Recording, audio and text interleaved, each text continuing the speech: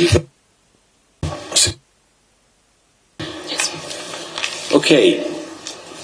we're going to start the Cleaner Communities Overview and Scrutiny Committee meeting now. And the first item on the agenda is welcome, introduction and apologies. I'd like to welcome all members and officers and all members to today's Cleaner Communities Overview Scrutiny meeting, and we'll be inviting officers in a minute. I'd particularly like to welcome our new member, Emma Rabier. Welcome, Emma. I know this is your first committee meeting. We're really pleased to have you. Just to confirm as a council, we welcome the use of the Welsh language within our public meetings, and have not received notice that members or invited attendees wish to use Welsh today. Therefore, the meeting will be conducted in English only. May I remind you that this meeting is being webcast. Therefore, can I ask that you turn off silence your mobile phones and ensure you speak clearly into your microphones. For your information, there are no planned fire drills today, but in case of a fire alarm sounding, please follow the signs to exit the building. Can I also remind all members to sign the attendance register and confirm if any apologies have been received for this meeting? Have we had any apologies, Rachel? We've had apologies from Councillors Bevan, Davis, Parish and Shepherd. Just welcome to Councillor Ashley. We did get a note that you were running a bit late, but you haven't missed anything, Stuart. You know what form of you've just related now, casework. Okay. Okay, if we can move straight on to item 2 on the agenda, which is declarations of interest. Could I ask if any members should have any declarations of interest that they declare them now? And Tim James is here from our legal team to give any advice if required. Thank you, Chair. Yes, just to remind members, if they do have any declarations, then they should please record those on the appropriate sheet which is going around with the attendance register. I'm not aware of any potential declarations, members, but if you have any questions, then please raise them with me now. Thank you. Stuart. Thank you, Chair. Just for clarification, really, Tim, I was party to the movement of the former library at Blaenavon when it relocated to the service that's at the customer care centre now. I wonder if there's any need to declare that interest. Thank you, Councillor Evans. No, I wouldn't say so. That, my advice is that wouldn't amount to personal interest if you were simply concerned in a group that were making comments in relation to the moving of the venue where the library was operating. So no need in my view. Thank you, Tim. Thank you, Chair. Okay, anyone else got anything to raise on this issue? I don't think you need to stay beyond this point, and thank you for your attendance. Thank you, Chair, and I'll be upstairs, Rachel, if there is anything arising, okay? Thank you very much. If we can now move on to item 3 of the agenda, the minutes of the meeting held on the 14th of February 2018. Please can I ask members to scan through the minutes for accuracy and confirm that minutes are an accurate record account of that meeting. Is there somebody to move and second? Okay. Move on to the next item on the agenda, action sheet. Rachel, please could you update members on any actions outstanding, please? The action sheets to note, we have had an update from Bill Purvis from the NRW. That was outstanding from December, but we have an update there that's for members to have a look at. There's only one action outstanding that I'm liaising with one of our officers for an update, but as soon as I have it, I'll add it on. Okay. Yeah, well, we'll at this stage now, we'll invite the officers and the consultants into the meeting, please.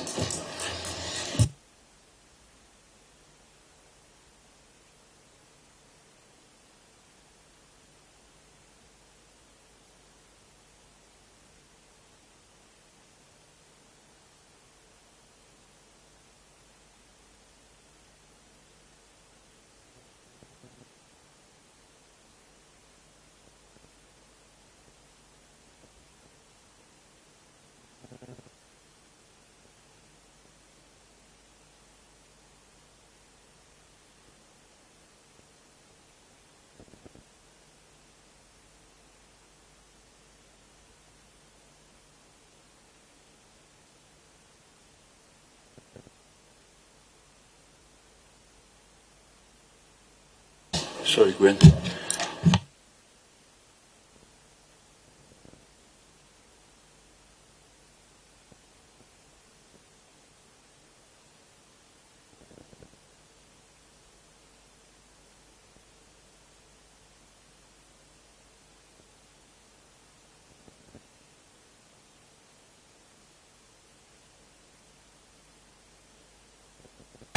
I'm just letting the newcomers settle a second, log in, and then we'll continue with item 5 on the agenda, which is a library strategy for the future of the library service in Torfaen.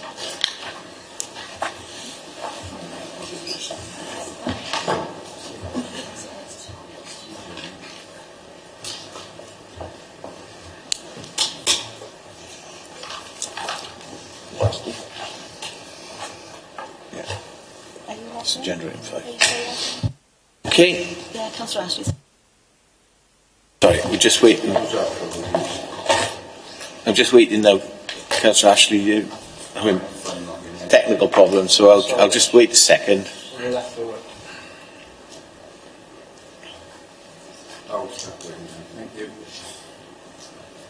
We okay now? Yeah, we're right. Okay, we're on item 5 of the agenda, which is the library strategy, the future of the library service in Torfaen. I'd like to welcome the officers and members of our consultancy. Today we've got Rachel Jowett, the Chief Officer, Neighbourhoods and Planning and Public Protection Service, Christine George, the Group Leader, Torfaen Library and Information Service, and then from Arad Consultancy we've got Martin Jones and David Howells. So, without further ado, can I invite officers to provide a brief overview of the main points within the report, please? Thank you, Chair. I'm not going to go ad nauseum through the appendices and the history to some of this, apart from to acknowledge that I think it's new for me, but for many of you who've been on this committee, particularly prior to the elections, it's got quite a long-standing history, I understand. But quick recap, there was a budget proposal for 250,000. That was subject to quite a lot of scrutiny, discussion and debate, 2 very big reports which were appended to the report, which then resulted in basically a decision to hold fire, a change of the budget process to 200,000 saving to come forward, subject to then a bit more longer term work to be done to place the libraries in a more strategic context. So hopefully that's what you'll agree you've got here today, but we're here to seek your views and to amend as we go forward prior to any reports to Cabinet. So where are we now? Presented to you today is the report which outlines how we think the £200,000 will be saved. A draft strategy which I will say on the whole I think reaffirms the current offer with a few tweaks in terms of particularly employment partnerships and future work moving forward in terms of space provision. But I think that was when I was reflecting, when I was reading the old documents, some of the conversation was, well, what's the innovation? Where are you going? There's a lot of talk about innovation without much evidence of innovation. Well, actually, I think from looking and the work that ARAD have been doing, we're doing a lot. The report lists so much that the libraries are currently offering. That really there was what else is there to do within the spaces that we've got and the people we've got, because the feedback from the consultation was we are doing a lot already and the offer is quite holistic from literally cradle to grave in terms of provision and support for everybody in terms of the library office. I think it's important. It's a library and information service and support and an openness and an accessibility venue as well. So there's a lot of engagement has been done to inform the strategy. This committee formed a part of that, but to knuckle it down into what is going to be different from, as a result of the 200,000, because I think that's important. The current approach and offer of the library to the community is, as I said, it has been reaffirmed. Taking that forward. There is no change to opening times or opening days, and the 3 libraries stays open, which was a very strong steer we as officers were given, and we're pleased that we can accommodate that moving forward. Blaenavon obviously has had the self-service provision and sort of like self-service days. That is proposed to be rolled out to Pontypool and Cwmbran, with a one-off initial capital investment of up to 50k. And you know, we had the figures from last time, and we're currently sort of like out seeking those quotes. But we're confident, based on what was provided last time, that the updated figures will cover that. Speaking to the head of finance, that will be either covered from the savings from this year or from a one-off capital investment, and those conversations will inform and be featured in the cabinet report. I think also there will be staff affected. The report does go into that. It's really unfortunate, but the service does not have £200,000 sitting in its revenue account just to take off without affecting any of that provision. And with self-service means a reduction in staff. However, looking at the report from last time, there's been a big switch with the emphasis, whereas last time I think it was like 15 posts were talked about, now it's 5. We've looked at the structure. It's really hard. There are, you know, we've shared this report with the staff. We haven't begun the official staff process because this doesn't have a political approval, but of course it's creating some unrest. We do have some vacancies, which we will release as part of this too, and then there are 3 posts which will go through a restructure process, will be managed absolutely in line with the sort of like redeployment and process of the council. It is unfortunate. We never want to lose staff and very well respected colleagues. However, we also have to achieve a saving, and it's getting that balance between keeping the service open and achieving a saving. And technology brings savings of people, and systems do.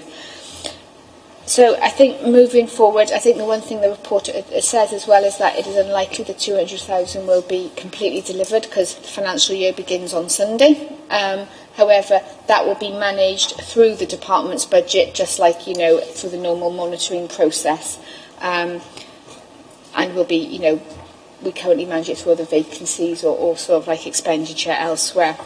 So going from looking at where we were to where we are now, I think that the report is quite clear. We are reaffirming the current library offer. We are not affecting the public in terms of opening hours. Yes, there will be a change with the self-service, which the staff will need to support them on. And the strategy then is about sort of like continuing what we're doing, continuing to improve, still work with volunteers, still do that whole range of offer of services, whilst making a financial saving. Obviously, Christine's know that the libraries manager will be able to answer any sort of like, you know, the offer of what's going on in the libraries, and then, you know, our colleagues Ara from here do a big job in terms of the engagement, and which fed into the strategy as well. Thank you for that, Rachel. We had a pre-scrutiny meeting earlier in the week, and we've got a number of questions under a number of themes. I'll just tell you what the themes are. There's questions under finance, technology, promotion of services, principles, general, going forward, and monitoring and evaluation. So there was quite a lot of interest from members on this. So I think we'll start with asking questions on finance. Jason, do you want to ask the first question, please? Chair, the strategy gives a very positive outlook, although we know the financial pressures are likely to increase. How are you planning on dealing with those financial restrictions going forward? Well, at the moment, there is no earmarked further budget cuts for the library service, apart from the 200,000, which we've outlined how we'll meet. So the medium-term financial plan doesn't say you need to deliver another 100,000 or 50,000. If, I think the report says, you know, if we were to make further financial savings, the conversation would have to then be looking at opening hours, which would mean further staff reductions. We're not in that space yet because we haven't been given that political direction that they want further money off the library service. Follow-up, thank you, Chair. We might come on to this a bit later, but one of the discussions we had during the pre-scrutiny was to maybe achieve less savings in year one and invest that money back into the library to increase traffic and increase footfall through the facility. So is that something that you've considered or looked at? increasing footfall doesn't increase the revenue position. It's not a commercially trading operation. So you wouldn't save the 200,000, and I have to 200,000 has to come off, is coming off this budget line. We can manage it as a department, but at the end of the day, once the savings are in place, the operation will cost £200,000 less. If that is not to come from there, I think the report notes we have to find it from elsewhere within my department. Given the political instruction that's been given to find it from libraries, we have not undertaken that work to find it from elsewhere. Thank you, Chair. Have you considered any other possibilities of income generation for the library service that would help in a small way? I think we have them sort of like, ask Christine and the consultants to answer on that one. Yeah, I think the first thing is that the library service has tried in the past to look at revenue generation, and there are various physical capacity constraints in terms of what's achievable. Certainly within the strategy, under the sort of finance, the two strands of activities which we think are important to keep on looking at are, one, revenue generation, so to continue to explore opportunities, whether it be in terms of lettings or, there was just discussions about cafes or whatever. So I think the strategy is firm that needs to continue to be looked at.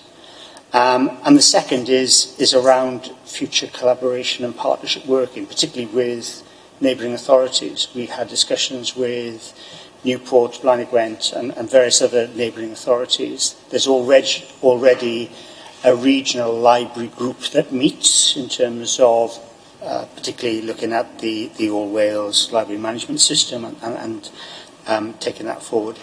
But they're keen to explore potential economies of scales that could be achieved in terms of future service delivery. So I think in terms of finance, revenue generation is something that needs to continue to be looked at.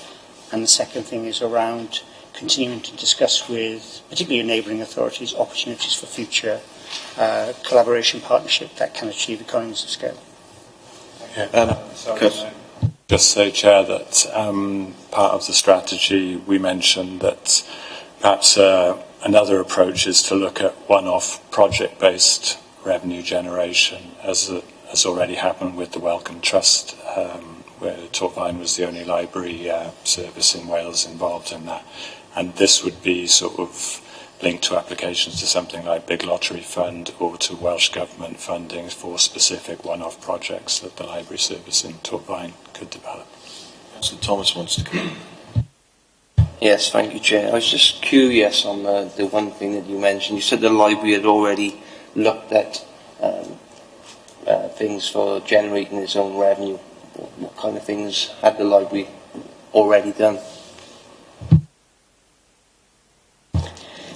Well, our biggest source of revenue is from room hire currently. That is the only activity that we have that brings in a considerable sum of money. Our biggest source of income is room hire. Yeah, that is the thing that brings in our biggest chunk of money. I don't know whether members are aware, but members do need to be aware that it is not possible legally to start to charge people for the loan of books. That's the statutory obligation, is that libraries are free at the point of use.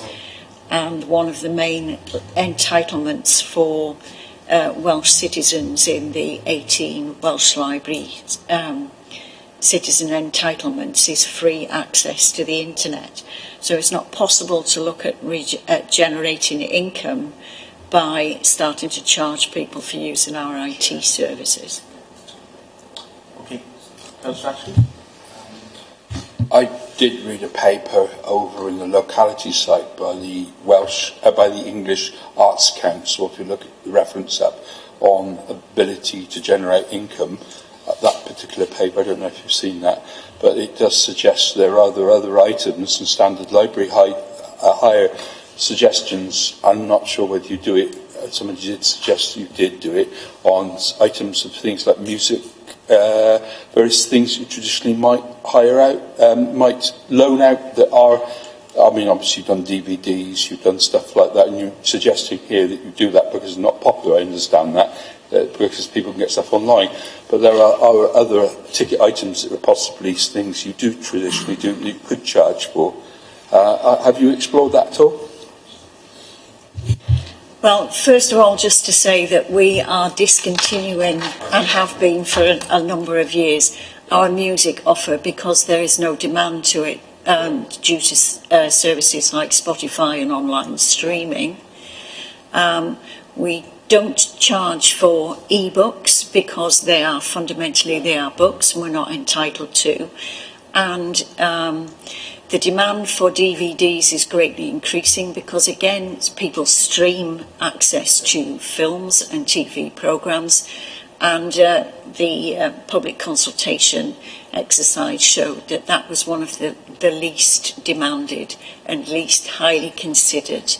I'd be interested to know what else you think that we could sell, because if we're going to sell things, we need shop-type accommodation in which to house it, and we also need a budget to purchase those items with in the first place. It wasn't actually sell, it was a paper I read over in England, because obviously they're further down having to do this than we are, and they were looking at what we could possibly loan, which obviously would charge, and they were looking at the sort of thing where this specialist, things like if you've got music groups, and we've got the problem like school groups where they've got their problem, how you loan out to music groups, arts groups, that sort of thing, specialist equipment. The libraries are well placed as a hub in the community. I've never seen it before. I looked at this and I thought, wow, this is interesting.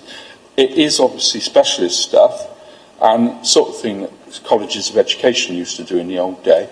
And it's a possibility because we've got lots. I know that we've got a lot of artists around the place. We've got a lot of musicians, and the sort of thing that we used to do when we had a college of a further education college down in Carleon is not here anymore. So it's a possibility we could look at stuff like that. I only suggest it because that paper is sat there, and it's a sort of thing we should be looking at. I don't know what level of income it will bring in. And there was a suggestion I heard the other day that the possibility that we could look at innovative things like recording studios. Again, services that we should charge for.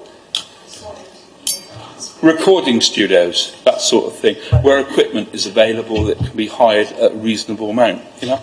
Can I suggest we'll pick this up now, Councillor Ashley, when we do the recommendations? Yeah, it's an interesting point. Such recommendations as possibilities, and there is a paper there.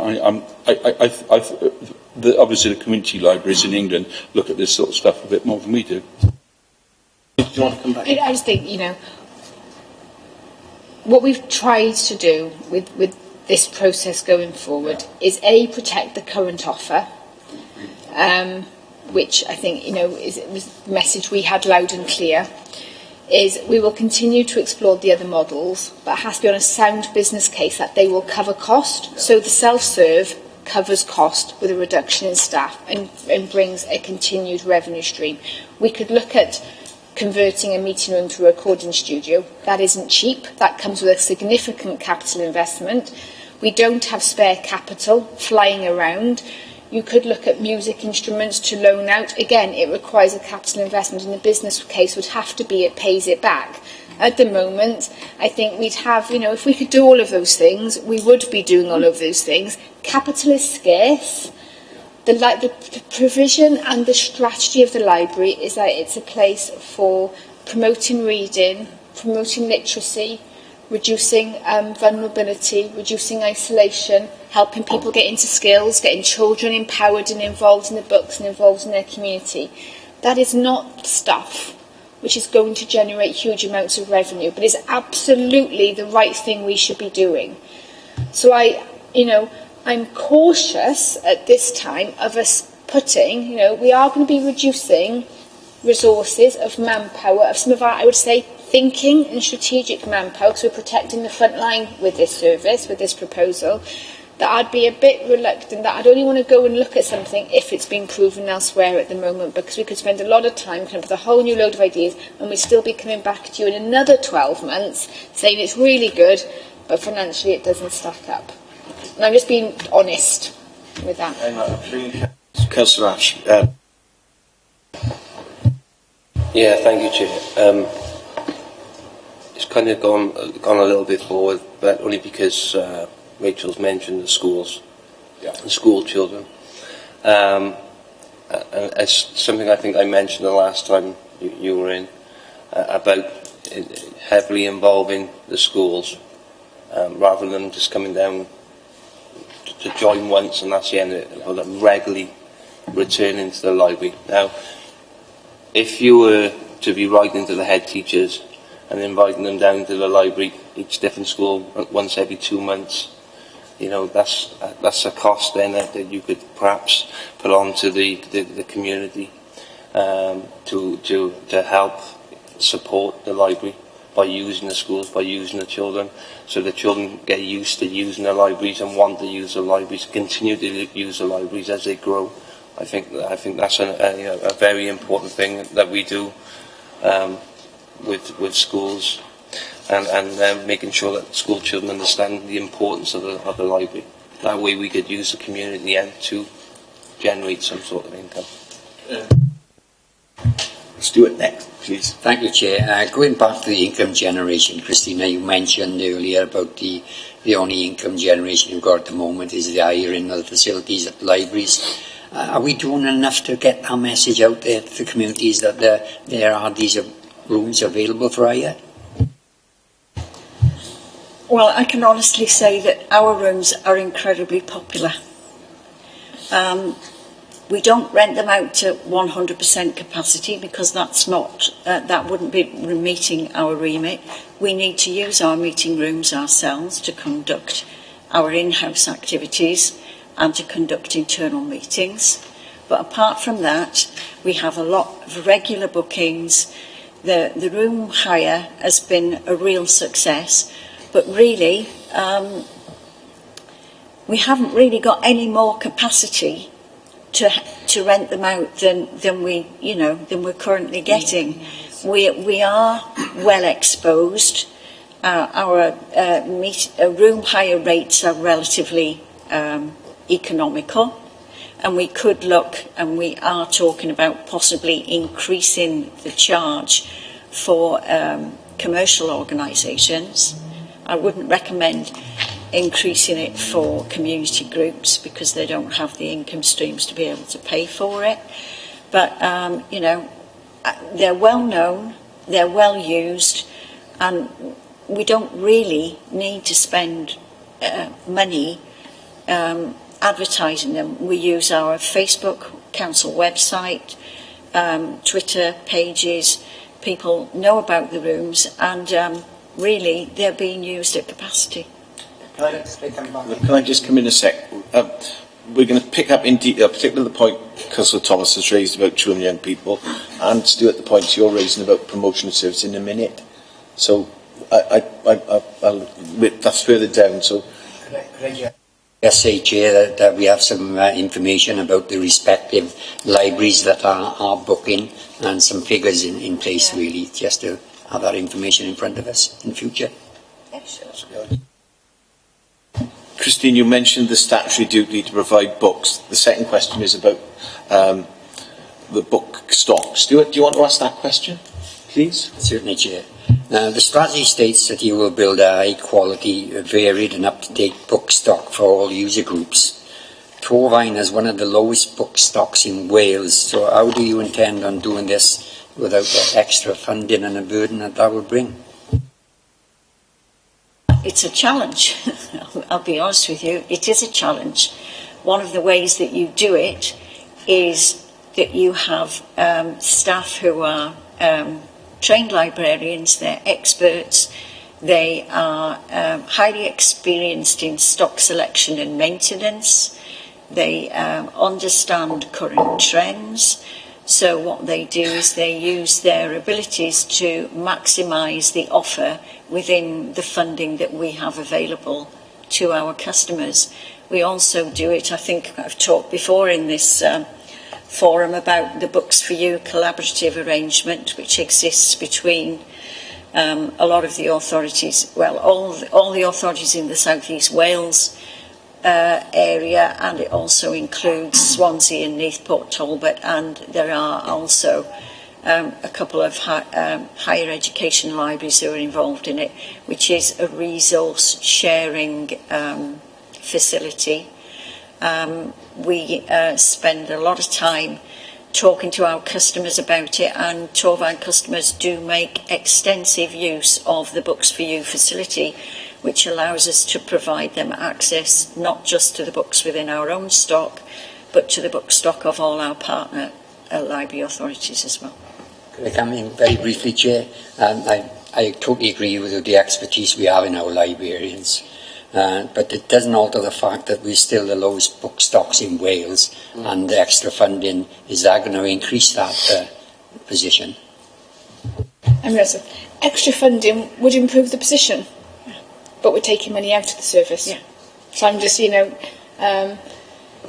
said we do the best we can with the resources we have and work collaboratively to ensure we get the full range of offer to our residents and users.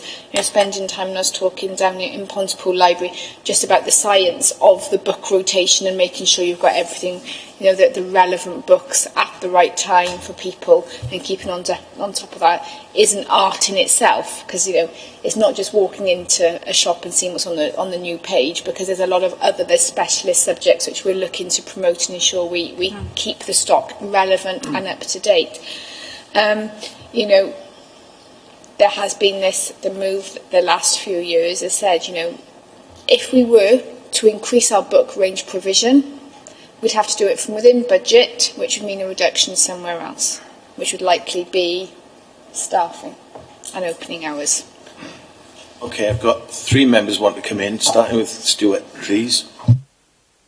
I'm probably a librarian's nightmare, actually, because I'm an obsessive gardener, an obsessive railway enthusiast, and I don't read fiction, which you have a huge amount of. How do you manage to keep ahead of people like me who want to go into your reference section? I also like maps, forgot that one. How do you keep ahead of us who might also want to go off and do evening studies as well? Because every time you get evening studies, you get somebody roll and local stuff like that. You obviously got a huge load of people around here who really all they want to do is read the latest popular novel or whatever. How do you keep ahead of all that demand? Because and bear in mind, we've also got the internet, and to my mind, it must be an absolute nightmare. I think I've asked you this question before. Bear in mind, we haven't got the universities around here. I harp on about this because it struck me very forcefully when Korean went. I used to be able to go down to technical libraries there and look at art and look at the stuff they had down there. It was quite good, you could do that. You haven't got that now. The demand for that stuff must be amazing at the moment. Well, all I can say really is re-emphasise what I said before. When librarians are receiving their training, one of the main thrusts of the training that they have is training in stock selection and maintenance.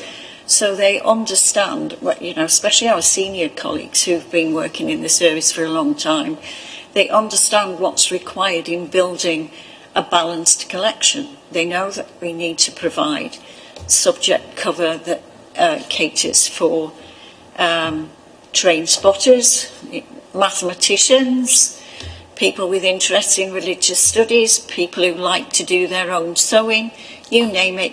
We provide a balanced stock which gives an offer to people whatever their interest. That's part of our mission, and we do that. Yeah. The fact that our book stock, our book fund is low means that if you gave us another 50 grand, we'd expand each of our sections in a proportionate manner, which was in keeping with the building of a balanced book stock. But what we do is we provide a balanced stock within the funding envelope that we have to provide it in, and we expand our offer to people by resource sharing activities like Books for You, and also by providing a comprehensive interlibrary loan facility which is UK-wide. Jason? Thank you, Chair. Have you considered setting up a separate constituted community group, friends of Torfaen Libraries, for example, that has the ability to access grants from the Big Lottery Fund or other agencies?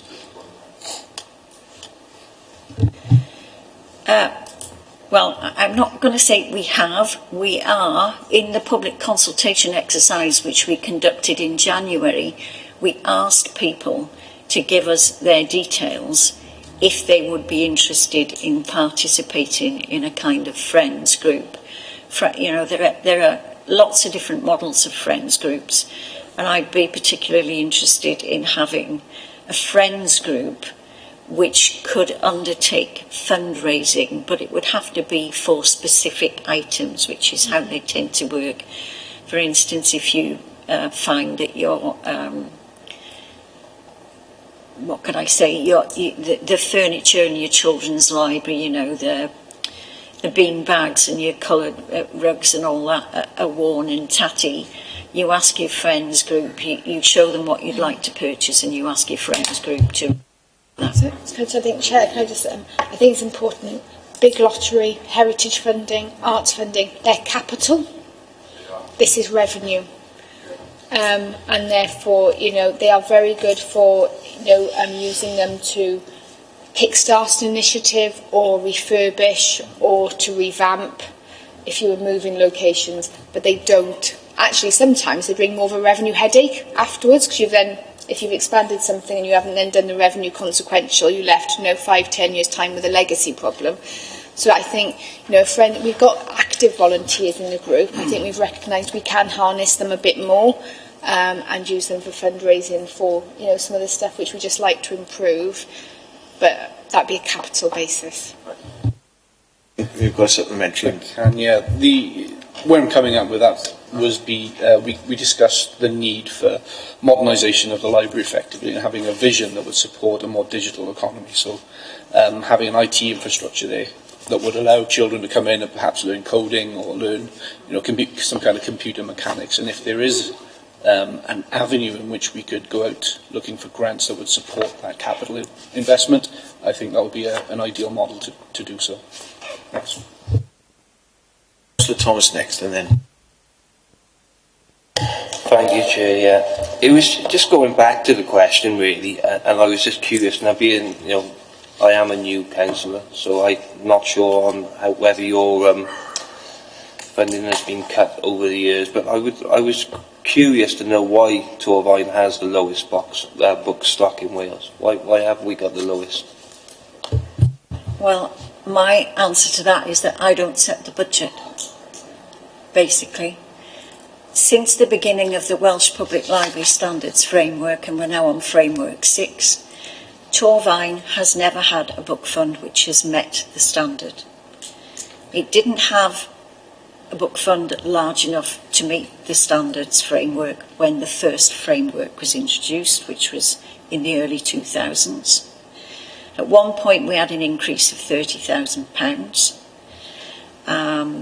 As the frameworks have progressed and the austerity has kicked in, we've had no increases. So, in a sense, it's a historical inheritance. And I feel I've got to say I would absolutely love to have a much bigger book fund, and we have the staff with the expertise and the ability to make great use of a bigger book fund, but I just know it's not going to happen at the moment. Next. In all honesty, I said earlier about transportation and local history, which people are very passionate about locally. I used to be a member of the Workers' Education Association. We used to have a settlement in Pontypool. Sat in that building down there is one of the finest political stroke workers' libraries. It annoys me because I know it's still sat there. And that was started in the 1920s. It's got an original copy of Das Kapital, Marx, stuff like that. Old stuff that was in the 1920s. It should be something the library service can do something with, rather than just sat there. It's owned by this council, funnily enough. And we've got people all over this valley who do things like renovate old tractors and stuff like that, and do trains and do fishing. There is some opportunity if we had a Friends of the Libraries group where we could take the amateurs that are extremely passionate and got the up-to-date books, periodicals and all the rest of it and graft them into the library service. This is where the common space we've got. I think you already know some of these people. With your professional librarians, and some I know are quite fanatical about this themselves, there's a lot of synergy making a virtue out of necessity, because out there, the private libraries all up and down this valley, I mean, I've got somewhere around the region of 50, 60 books in gardening and stuff like that. I'd love to be putting them in the loan system. I think it's greedy I sit on them. And they're up to date, a lot of them. So there's some virtue in this. We can't do the book offer ourselves. I quite happily put my gardening books into that offer and lend them out to people. I think it's terrible I've got them there. I've collected them over the years. There's a lot of other people out there who probably have the same view. And what I'm saying is, I can't read them all at once. It makes a lot of sense. So I think that maybe there's something in this. Rather than us saying we've got to get them and pay for them, and books at the moment are relatively cheap. You can pick up a big library of up-to-date books quite easily. Think about that, because I think that's maybe something that people out there listening to might be a more creative way of looking at it. And I see this elsewhere. I did have this conversation when I was down in Pontypool Library with Mark about... I'm a prolific reader. I've got lots of books at home, and some of them, they sit on the shelf and they're in perfect condition. I've read them once or twice maybe, and they could come in. And I was like, why can't I just bring them in? And to me, that seemed really straightforward. Now, actually, it's not that straightforward. We're cutting resources on the front line. If we opened up the floodgates for people to bring books in of all quality, they'd spend more time sorting stuff out. You can imagine the uproar. We've donated these and the council are throwing them out. Number one, we'd be looking probably to sell them on Amazon. Look at them, they're making their money off the stuff we've donated. I'm just being devil's advocate now. Yeah. Also, we primarily want hardbacks, because then they're easier to cover and protect and they're more robust. And a lot of people don't buy the hardbacks moving forward. And actually, a lot of the things, you'll get your specialist type, but are they in keeping with the book provision in terms of making sure the collection is even and well managed and the offer is consistent? And they're probably more fiction from going before. Because I was just thinking, well, that's quite an easy offer to do, and I'll give my books. But who's to say what I want to read? Any of you want to read as well? And that's the art of the librarian. So I have learned. Is that a good reflection? Excellent. Thank you. I've learned something. So I think if there are specialists or niches, and we have a Friends of Libraries group, and they put a call out, and you can do like a befriending service between people, which doesn't go near the libraries, that's different, which the libraries could promote. But it's not in terms of the library stock. I've now realised and understood why donations just aren't. Actually, it's a more inefficient way of doing it, and we'll put more headaches on the limited staff we've got. Okay, I'll take one last question on this finance area, and then we move on. Alan? Yes, thank you, Chair. I was just wondering, during the consultation, did any of our customers say that there was a lack of availability of books and that our range was too restricted and, we ain't got enough? Because to be bottom of the pile is one thing. If we're actually meeting the need, then we're meeting the need. I think in general, Torvine residents were positive with the book stock available. I think it was about 75% of residents said that they were happy. There were qualitative comments about being unable to get hold of certain books, and we recognise that in the report, and I think there's an important point in the report as well about when book stocks aren't up to date, libraries can lose users quite easily. And I think that's something for the committee and going forward for people to bear in mind. So in general, your residents are happy with the book stock. There can always be improvements made, but I think that what has been said by Christine and Rachel about the importance of trained librarians keeping on top of trends and looking at demand and looking at the needs of all cohorts of users, really, young and old, and specialists and non-specialists, and that's the way forward, really, for the service, is to keep that going. Thanks. I think we'll move on now to the technology questions. Now, I know Jason touched on this a minute ago, but Emma, do you want to ask the first question on technology, please? Hello. How do you plan on introducing the new self-service models? Will it be a gradual introduction, one library at a time, or all in one go? And how will users be supported? Yeah, okay. Because we're a relatively, a small authority, and we already have technology in Blaenavon, I think it makes sense to try and go live with self-service technology in Cwmbran and in Pontypool at the same time. I don't think the go live is an issue. We're well aware that you need to almost cajole customers initially into having a go at self-service, because everybody's a bit frightened when they see a new machine. I know I am in supermarkets at first. I hated them. We are aware that customers will need a lot of support. We will give that support to them. One of the things that is really flagged up through the public consultation, I think, is that how appreciative members of the public are of the degree of helpfulness and customer support that library staff give, and that's not going to evaporate overnight because we have self-service machines, and we do acknowledge that there'll always be some customers who can't or won't use self-service because of a phobia or what have you, and we'll always help them. We will, but over time, over a period of months, we would expect that a sizable amount of checking in and checking out will be done more and more through self-service channels. The challenging aspect of the work is going to be preparing the stock ready for self-service, because it's a big labour-intensive manual job.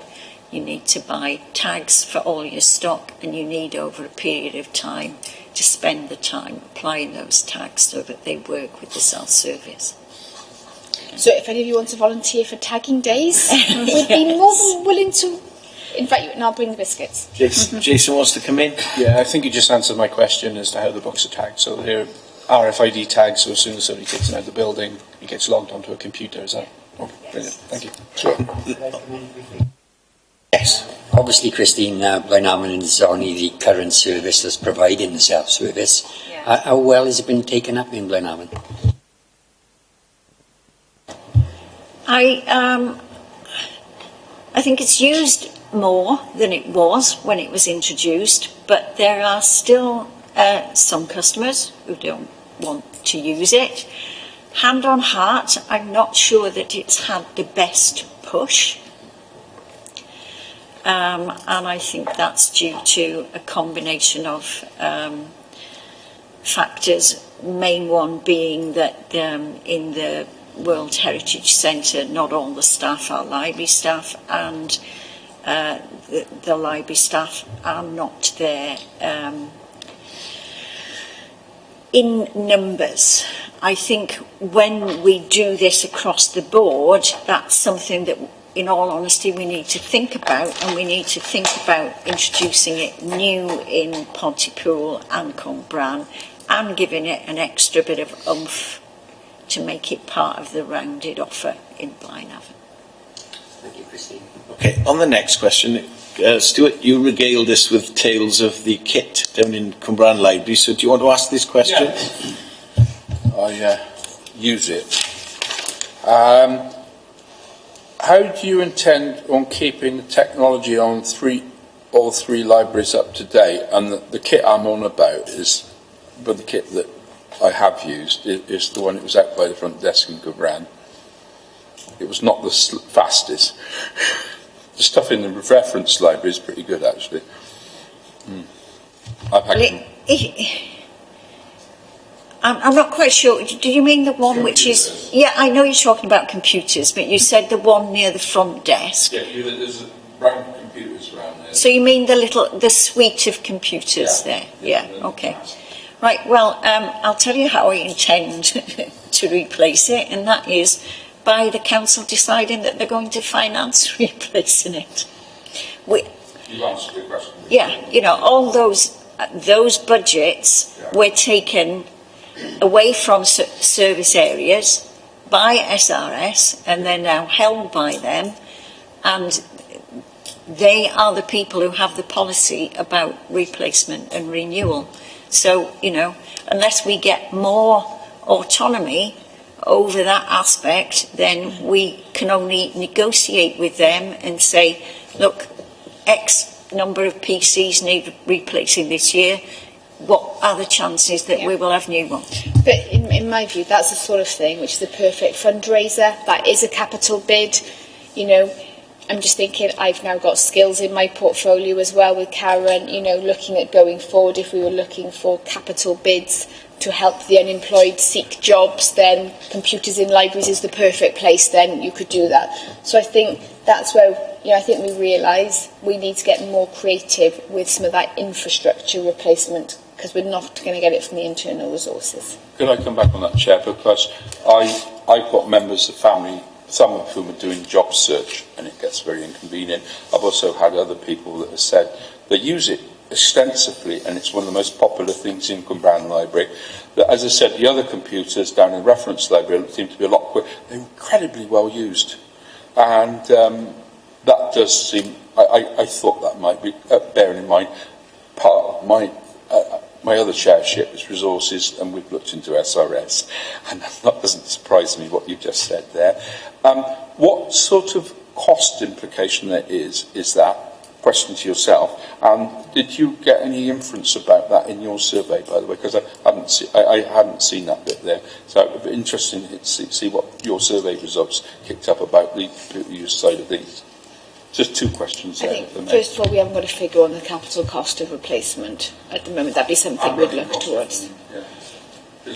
Is it a large cost, or IT is not our budget? It's not our budget. We don't pay SRS from each individual budget. It doesn't work that way. So it's put in there by SRS. So you get what you're given, is it? By and large, yeah. Just on this point, Rachel, with any business, you'd expect there to be a replacement strategy for IT kit over time. Now, my worry is the library getting a poorer service than perhaps other areas within the council? I mean, how does this work in practice? People get new laptops when their laptops die. That is our, that's the provision that officers are working on. You get new kit when it dies, or if there's a business case to support that. If it's over and above the existing portfolio of what's required or new software, the service has to pick up that financial cost. There is a contract in place with the SRS. They are a business as well. They're supporting all of us. And I've only been here a few months, but that's my understanding of how everybody's operational kit is used. Software services pick up the cost. Replacement is when the kit dies. So, Jason. Yeah, just quickly, I don't think we can talk really about IT replacement until we understand what it is that we want from the facility itself. So if we want to go down the route of having high standard equipment to enable things like coding and skills that we need in the future, I think we need to take a step back and look at what that means in terms of equipment, and then go down the route of looking how we go about financing it. Well, I think you've moved us nicely on to the next question, Jason. So do you want to just call me the segue? All right, let's do it. Yeah. Well, the thing is, the other question, and I'll put my resources hat on there, because the other thing is the schools have got the same problem, and they went down the lines of providing their own schools. That's one observation I make. The other thing is, you call yourselves, quite rightly, and you do it really well, I'd take the professional librarian line on this, a library and information service. And the IT take on it, you take a lot of stuff offline, and sitting down there and waiting for a computer to warm up for 10 minutes, which is the frustration, and I know librarians skip the frustration on this as well. waiting for a piece of kit which has got ancient thing. I think we're on Tech XT, aren't we, on some of those? They're not fast. It's very and it's just not people doing coding, by the way, Jason. It's just basic getting on a computer, getting the information out, which is what people go in the library for. But get behind that. It's actually really frustrating. I just asked the question down that end about whether you've got that referred back in your survey, because I know a lot of people that tell me that. Yeah. Christine first, then we'll ask the consultants. I don't know whether you're aware, but a few months ago we actually had a line upgrade, which we'd been lobbying for a long, long time. In fact, we had a 10 meg line which fed the whole of Cumbrian Library, which is really why the service was so slow. But we've now had an upgrade to a 100 meg line. So if you've been in recently, I would have hoped that you would have noticed some improvements. Okay. Jason, do you want to ask this other question about the coding? Yep. Has any research been carried out into the IT space to improve technologies that are fit for future needs such as coding?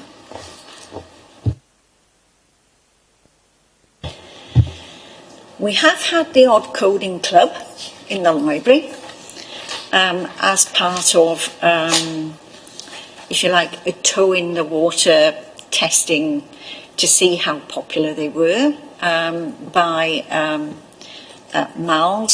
They didn't actually finance them, but they kind of circulated that these tasters were available. And we did actually have a couple of coding clubs. They were very popular. However, there was a charge to them. You know, they're not something that comes under the statutory remit. They were provided by a third party. They weren't provided by library staff. But in terms of extensive research, that's as far as we've gone.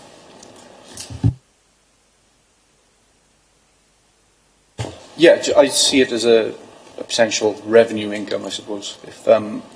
If we were able to find the investment that gave us an IT suite that enabled those kind of classes to take place, not only would it help with upskilling the population, it could potentially give another way to generate some revenue to the library.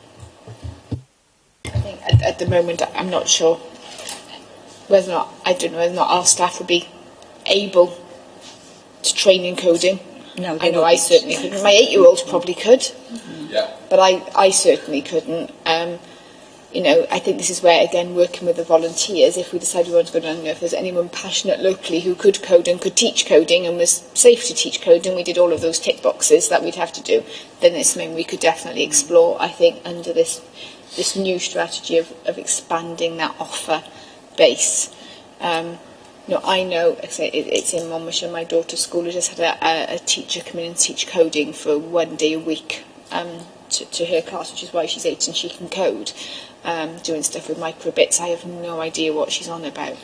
It is definitely the way forward, but that's where, you know, with innovation partnerships, but let's think about it. We've got IQE being supported by City Deal, who are building the chips for a lot of these new machines. If they're going to have an educational and outreach programme, we need to be getting in on those, isn't it? That's how we need to start thinking about some of this, and then using that as a revenue. You know, would a couple of parents pay a couple of £1 a week for a coding lesson for their child? They probably would if their child was so minded and was nagging them to come. But we just need to get that model right and use the library as the space to facilitate it. Sorry, bring what? Leave it until we get to it, please.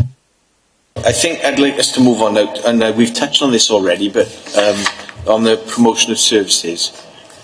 I'll ask the first question, give the other members a rest. How do you intend to promote library services more, and have you considered rebranding as a result of future-proofing the strategy? I have to say, I always find this slightly bewildering, because I think within the council, the library service is actually regarded as a model of good practice of promoting its services. We have a library blog, and we have extensively used library Facebook and Twitter pages, which, you know, the communications team staff, Neil Jones, if you ask him, will tell you that the library services Twitter and Facebook feeds are the best maintained relevant social media pages within the council. We obviously use our own premises for promotion purposes through displays and what have you. We do a lot of promotion in the sense of our professional staff going out and about to different community groups, talking about our services, what we provide, and informing people about them and bringing them in. And we work with a lot with Chris Latham and other people in the comms team. And you may have noticed in the last few months we've had a lot of publicity about the project that we had Carnegie Trust and Wellcome Trust funding for, which was Slipper Talk. We've had a lot of articles in the press, the Argus and the Free Press, and I actually received an email from the Carnegie and Wellcome Trust saying were we aware that of the 14 projects which they had funded under Engaging Libraries, ours had had the most amount of press coverage. Thank you for that robust response. I'll bring Jason in now. Yeah, thank you. It may be down to my ignorance, but I have no idea you had your own Facebook page or Twitter feed, so I'll certainly go and have a look at those. Sign up to the blog as well. I will. There may be opportunity. The town centre, certainly Gwent Square, is going through a redevelopment over the next few months. So I'm just thinking about the timing. It could be a really good idea to almost put out a more modern picture of the library and use it as a springboard aligned with that redevelopment. It could be a good time to do so. We'll stay on this promotion of services. Now, I know that Dave Thomas and Emma have both got big interest in this next question. But Emma, you raised it in pre-scrutiny about healthcare, so I'll let you ask the question. But Dave, please come in on the schools issue. Hiya. Torfaen Libraries provide therapeutic services for vulnerable people, people with disabilities and long-term health conditions. Will you continue to do this, and how are you going to work with healthcare professionals to promote that service so that it's accessible for everyone and everyone's aware of it? I'm assuming that what we're talking about is our therapeutic read aloud reading models, yeah. We currently have, I think, last time I counted up, it was 13 groups. That is quite an intensive use of library professional resource. It's a very valuable service, I think. I'd have to say that I think we're probably at capacity. So the idea of expanding that further is probably going forward going to be something of a challenge. You know, as I said earlier on, we're one of the tiniest library authorities in Wales, and in my opinion, and I put this out to anybody to investigate and challenge, our therapeutic shared reading, read aloud model is way and above what you will find in any other library authority in Wales, Cardiff, Caerphilly, Swansea. A lot of them don't do it at all. We've consciously decided that it was something that we felt was important, that it could make a real difference to people's emotional well-being, their mental health, and even their physical well-being, because it's about socialising. And we started off probably about 4 or 5 years ago now. We currently have 4 members of staff who are trained reader organisation facilitators. And between us, we deliver these groups, which I think we're 13 in number. Mostly they meet weekly. There are 1 or 2 which are less frequent. For example, I do one with members of the Stroke Association, which is once a month. One of my colleagues does one at an Age Connects group, which is fortnightly, but by and large they are weekly. I'd love to be able to develop them more. the training to be a read-to-lead facilitator is about £750. It's a 3-day course. It's not cheap, but if you're going to do it, you've got to do it properly. So without further investment for people to do that, I don't think we can develop it much further. What we do, and we do get approached from time to time, what's the possibility of having a group with us, but we haven't got the trained staff or the overall resource to allow it to develop much further than it is at the moment. You raised earlier, this issue around promotion service to training young people. Do you want to expand on your question? Yeah, thank you, Chair. Yeah, I just wanted obviously to go back to what I was saying earlier on about the schools. That I feel that schools should definitely be using the library a lot more than what they are. In a sense of, to be clear, where you could actually write to the schools and get them to come to the libraries as a school trip, as an actual school trip, where whether they've got to hire a coach to get here or a minibus, whatever it is, it covers the cost for the bus and then covers the cost then for whatever you guys arrange to make with the monetary wise with the school. So then there's something definite for them to see each time they come to the library. You're teaching, it's very important educationally. You're teaching them about the library, about books, reading. You may even have an event on there for them. There's so many primary schools within Cwmbran. I mean, I think you could lean on, like I said earlier, lean on the community to help you with that. And again, you would generate some, I would say, decent income off it as well.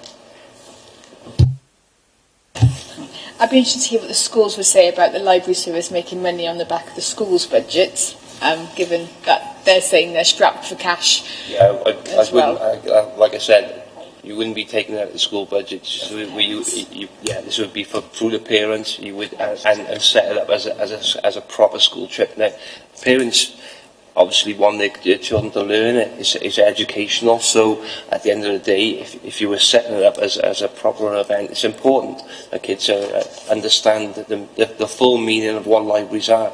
And I think it's very important that we take this opportunity to do that. And I think the community would be fine with that anyway.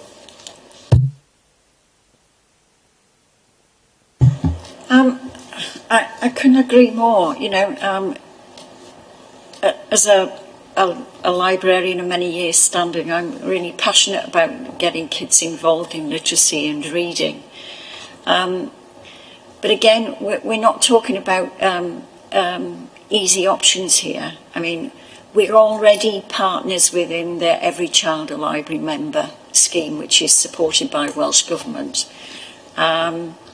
And under that scheme, we offer every primary school child in Year 4 an opportunity to visit the library, to join, to have an activity session, to borrow books, and we give them like a free bag to take their books home in, and we ensure that they're members of the library.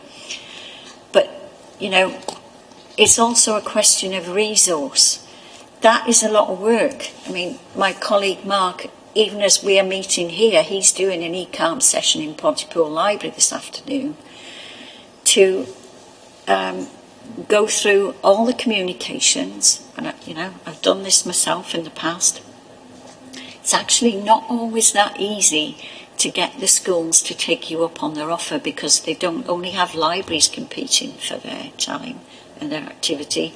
They have outside activities. They have people from science groups, entertainers, all want a piece of school action, and they all want to go in and visit.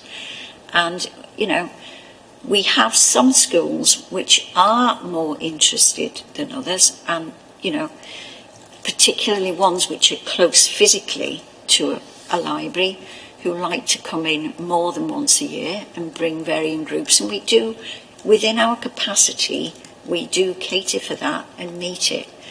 But we're talking in what we're looking at today here in reducing the professional team within the library service. I've got a fantastic professional team. I can't speak more highly of them. The frontline professionals, they're really hard working, they're really committed. I've seen them deliver some outstanding sessions of all kinds with kids. And kids, you know, I actually had one group of kids that had been dealt with by Matthew, one of our professionals, and the kids' parents came over and said, "Is he available for parties?" Because they wanted to hire him because he was so good and the kids loved it so much. But there are only so many of us and we only work so many hours in the day. We're probably, as with other things, working at capacity. Give me another 5 trained librarians and we'll expand our offer. But, you know, there's only so much with the resource base that we've got that we can do. And I think we work to capacity. Thanks for that, Christine. I think the members, we're supportive of the libraries here, but obviously, and the question then is about how we can get the best offer there for what resources you've got. But Stuart wanted to come in next. And then I'm mindful of this fact because I've got 2 children who are autistic and they're now in the 20s. And they were largely educated in the library, your library in Cwmbran and Crossy Library. But it's national. I raised this question at council yesterday about the various disabilities. The chair is involved in disabilities, people with sight, hearing, mental health issues, young people, but obviously adults as well. And I brought the concept of libraries being safe space and also commons, which is the other concept for libraries, isn't it? But for people with disabilities, it's essential that they're there because it's National Autistic Week this week as well, isn't it? But the space and the ability of librarians and people, and the organisations working to use libraries is very important because it is a free space and having facilities to work with. That and people being able to deal with the eccentricities of my children and, you know, that not being able to get on with large groups of people and people with mental health issues the same way you deal with all of that. I want to make sure that long happens because that safe space is really, really important. And this question that we asked you earlier about how you deal with that and whether you've got the capability, I think is quite important because schools sometimes have difficulty with that and have to send them to special facilities, and normally invariably ends up the library being one part of the strategy. Are you still able to do that within the current constraints?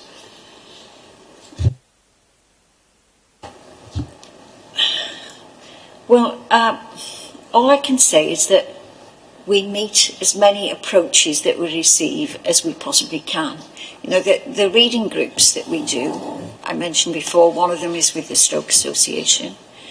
One is with a memory cafe, people who are living with dementia. We have an occasional one with people who are suffering from MS. 3 of them are in mental health daycare places.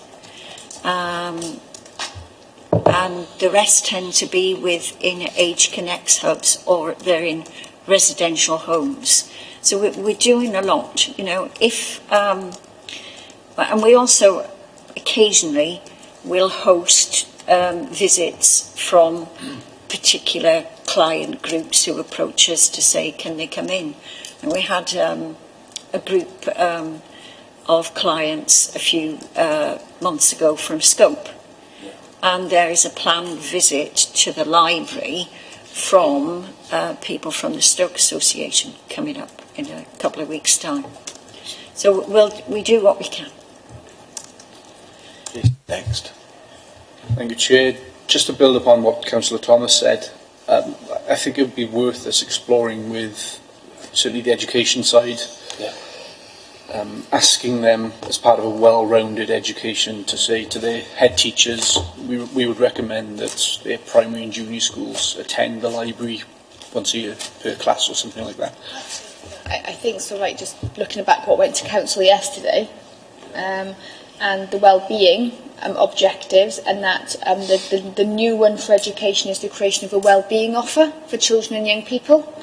So that aligns nicely with part of that, because it's a holistic, this is what the council and the community, and that's a council-led objective, what is the well-being offer for children and young people, of which the libraries obviously should form a part. So I think it's perfect timing for us to really initiate those conversations underneath that objective. Yeah, it's a clear example of the council being able to help itself, which is what we should be doing, and it's probably something that we would have to discuss as part of the scrutiny recommendation. I totally agree.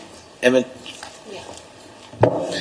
Have you sort of looked at working with people within an Iron Bevan or private healthcare providers, things like that?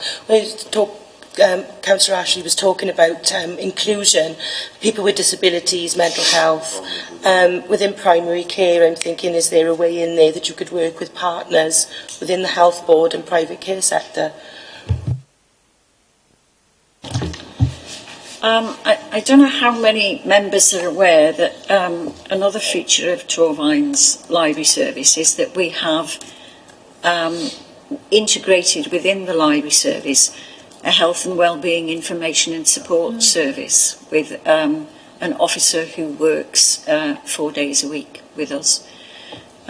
She's started off in libraries, and she has now a number of health information qualifications as well. And that service is run by a steering group, and that steering group is made up by quite a wide-ranging partnership from within the Torvine area. Includes Pat Powell, and many of you will know from Torvine Voluntary Alliance. It's chaired by Lynn Tanner, who's involved with Chart, Care Homes, Ask and Talk.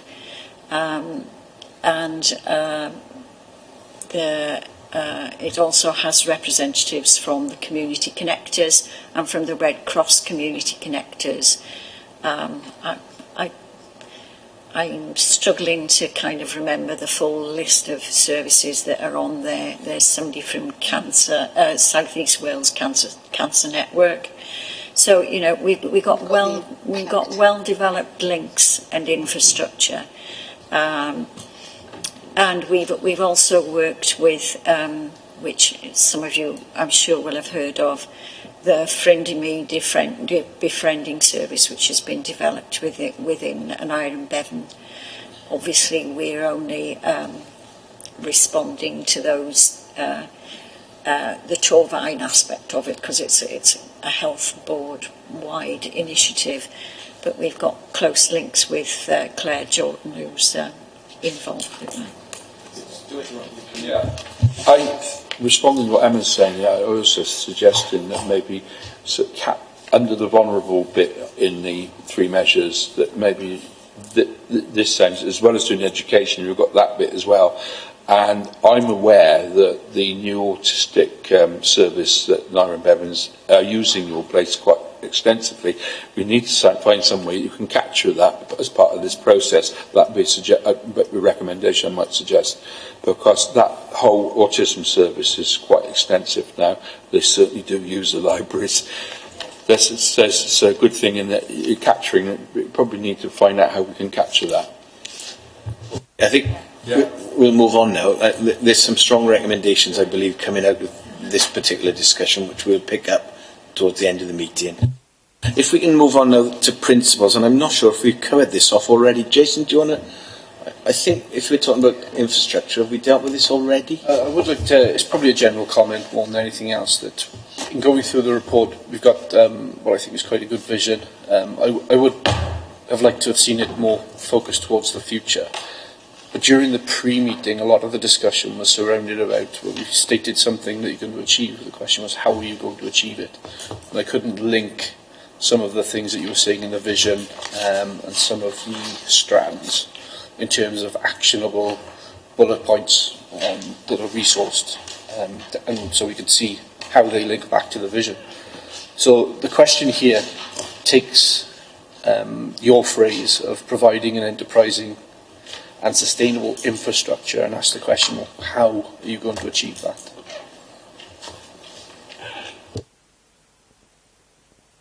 Where did we write that? That sounds really good. I think, first of all, I think the 5 principles were sort of outlined from like the draft strategy and from the engagement. High quality service, inspiring and stimulating, widening participation, partnerships, collaborations. A lot of the stuff we've talked about today, digital inclusion, we've talked about providing an enterprising and sustainable infrastructure. There you go, that's where it is, it's the 5th principle. I suppose then in terms of where does that sit, I suppose the infrastructure for us, you can look at it in a couple of ways, can't you? It's the people, it's the buildings, and it's the IT or the provision that goes in within there. Enterprising from the staffing point of view is promoting a service where we have, a level of staff which is appropriate to meet the outcomes of all the aspirations we've talked about today, that we are making use of. I think, we've accepted we can do more with the Friends of, volunteering, etc., and taking that forward. Sustainable infrastructure is ensuring that we can continue with the provision of the buildings. Buildings come at a cost. Moving forward, I'm sort of like just looking at the strategy. It's all principles, and ensuring that we are keeping up to date, as you say. The fact that the infrastructure for the IT has been upgraded into Cymraeg, keep on looking at all the time. Underneath this strategy, the service has a service plan, which is part of the service, which Catherine works tirelessly with us on to make sure we're doing it right. But also continuing to look forward. So I think the report alludes to it, and there are no plans yet, and if there was, it would come back to strategy. So looking at sustainable infrastructure. At the moment, in some of our spaces, we're sharing space. It's not completely aligned space. It's so there's separate management structures, for example. Some of our infrastructure isn't amenable for sharing of space because of, look at Pontypool just across the road. It is very tight, it's very confined. So moving forward, I think I put in there that the service is more important than buildings. We are committed to having three libraries. If we were to look forward in terms of more sustainable infrastructure, or if we feared our infrastructure was at risk because of more budget cuts, and let's be honest, the council's got to find 25 million from somewhere the next 4 or 5 years. If the libraries were earmarked for further savings, that's where we'd be looking at, well, how do we then take that further? How much more radical can we be? Would we have to move out of certain premises? And I don't want to set hairs running because we're not at that stage at all at the moment, but that's what we mean by sustainable infrastructure, so we keep the service going, irrespective of then, the building it's in. Blaenavon's a good model where we've got a lot of things going on, but it is still separate. World Heritage Centre, Cadw, Cafe, Library. It's not integrated under one at the moment, because it is at the top with Kath, isn't it? It's all under Kath Thomas's portfolio. Whereas like Cwmbran has the public, the customer service, which is another, there's all different types of models going forward, and that could be the next stage. But sustainable infrastructure for me is about our people, it's about our IT, and it's about the space. Moving forward. We've got a couple of questions I'm going forward in a minute, so we'll come to them in a minute. There's a few general questions we've got now. The next one, Stuart, you had a particular interest in the footfall issue, and this may be one for the officers and the consultants. Do you want to ask the first general question? Certainly, Chair. My question is, how do you measure the throughput of services to know which they are most widely used? And do you monitor the space in the library and what it's used for? Part of that question is, there's people walk through the door for the coffee, and they may not be going to the library, so how do you disaggregate the footfall to get a true number that the people that are using the services? Well, I think an important point to bear in mind is that when somebody comes to the library, they might come not just for one thing, but for a variety of things. They might come to borrow books, they might then use a computer, they might come with their family and their return books, and then they might attend a session, a baby round time, that's the word I'm looking for. So, or they might come in as a family group in the school holidays, and the primary age kids might go into a story and craft session. And of course they might come into Blaenavon, say, and borrow books, and then they might also go to the customer care point there to deal with something else. So it's not really possible to disaggregate it in a really scientific manner, and most integrated council buildings don't do that. But what we do is we keep statistics of the number of people who are attending a baby round time, attending an IT drop-in session, attending a reading group. So we have figures for attendances at individual events. So you can see that, but you can't make an assumption that somebody who's come for a particular event is not also accessing other services while they're there. Can I come back here briefly, Chair? And that's my concern, and I realise, Christina, that it is difficult to quantify, but that is my concern, that the figures that we are receiving are not a true reflection of the people that are using the service. Well, you might be right. Is there any way we can improve that situation? I think we follow the same practice that is followed in other councils throughout Wales, which is buildings have people counters which, register who comes into the building and who leaves. And so you get your daily footfall figure by dividing that between two, because obviously it counts them twice when they come in and when they go out. And beyond that, you then have to keep attendance figures at particular events. I mean, we also keep, one thing that's worth mentioning is we also keep inquiry statistics, and those include, we 5-bar gate all the customers who ask for informal one-to-one help with computer and IT skills, because we do an awful lot of that work which isn't through formal IT drop-in sessions at a certain time on a certain day. So, we do kind of keep a log of the people who are using, calling upon staff for help with computer skills. But that overall question, I'm not sure that there is a solution. I haven't come across one yet that would, give you exactly what it is you want. I think the one thing, because I did just pull up the service plan for next year, and we have quite a quantitative data, but linked to particular initiatives such as the Reading Challenge, such as the health and wellbeing outreach, where we have good data across a whole range of the platform of the services we offer. And I suppose they are linked to more strategic outcomes than just people walking, using the service. So, I think it'd be very, very difficult to set up a system where you could capture everything. I think, the leisure monitoring, for people using it per 10,000 population. There's some statistics which just make it, the data collection would be onerous, whereas, we are collecting the data we need to, which is important, but I also think we're capturing some good data, and it's good quality quantitative data on particularly some of the high-level outcomes in terms of vulnerable outreach, health and well-being, which I think is really important. Yeah. Very briefly, Chair. Thank you for that, Christine. Thank you for that, Rachel, and I understand the difficulties there. But I mean, a lot of this is on population size, and I was just trying to get a picture in my mind's eye how many people of the population are using the library services, because some of this decision is down to population size.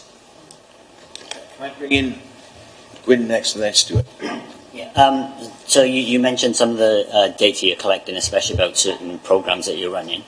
Have you been sort of expanding some of those programs and dropping others based on the data you've collected? Yeah, I mean, I can give you one example is baby rhyme times, which are, you know, both in terms of hard data, but also anybody who was looking around the library and in the building at that particular time would realise why what we did. Our baby rhyme times, particularly the ones in Cwmbran, because it's got a bigger catchment area, are incredibly popular, and we got to a situation where we were having regular every week attendances at baby rhyme time of something like between 30 and 50 babies, with attendant number of mums and buggies, and we had to start on a couple of occasions just to manage it, to use the quick stop area downstairs to corral all the buggies in and lock them in there so that they didn't, you know, other people could still move around the building. So we decided to try and split it into 2 sessions and to try and encourage some of the attendees to come later the same day for another session. That's basically what we've done. The earlier session still has more because, you know, people get used to that's the time I go to the library for baby rhyme time, and I like it and it's convenient for me. But it has eased the problem, and it's introduced another session which probably could bring in some other people. And do you know what you had to drop to allow you to put that second session on? No, we didn't have to drop anything because we were using, we used the same room that we would have been in before, but it kind of pushed the occupancy of that room a bit further on into the day, if you know what I mean. And it probably, what it meant was probably that the librarian delivering it had to have a late lunch that day. This seems to support Councillor Thomas's view that the parents would be keen to encourage the use of the library, but Stuart's next. I don't want to disagree with you, but I used to run the track centre up in Pontypool, where we had a multi-function, multi-use shop front. Is the art place up there at the moment. We managed to collect data on information giving, use of a computer suite and a shop.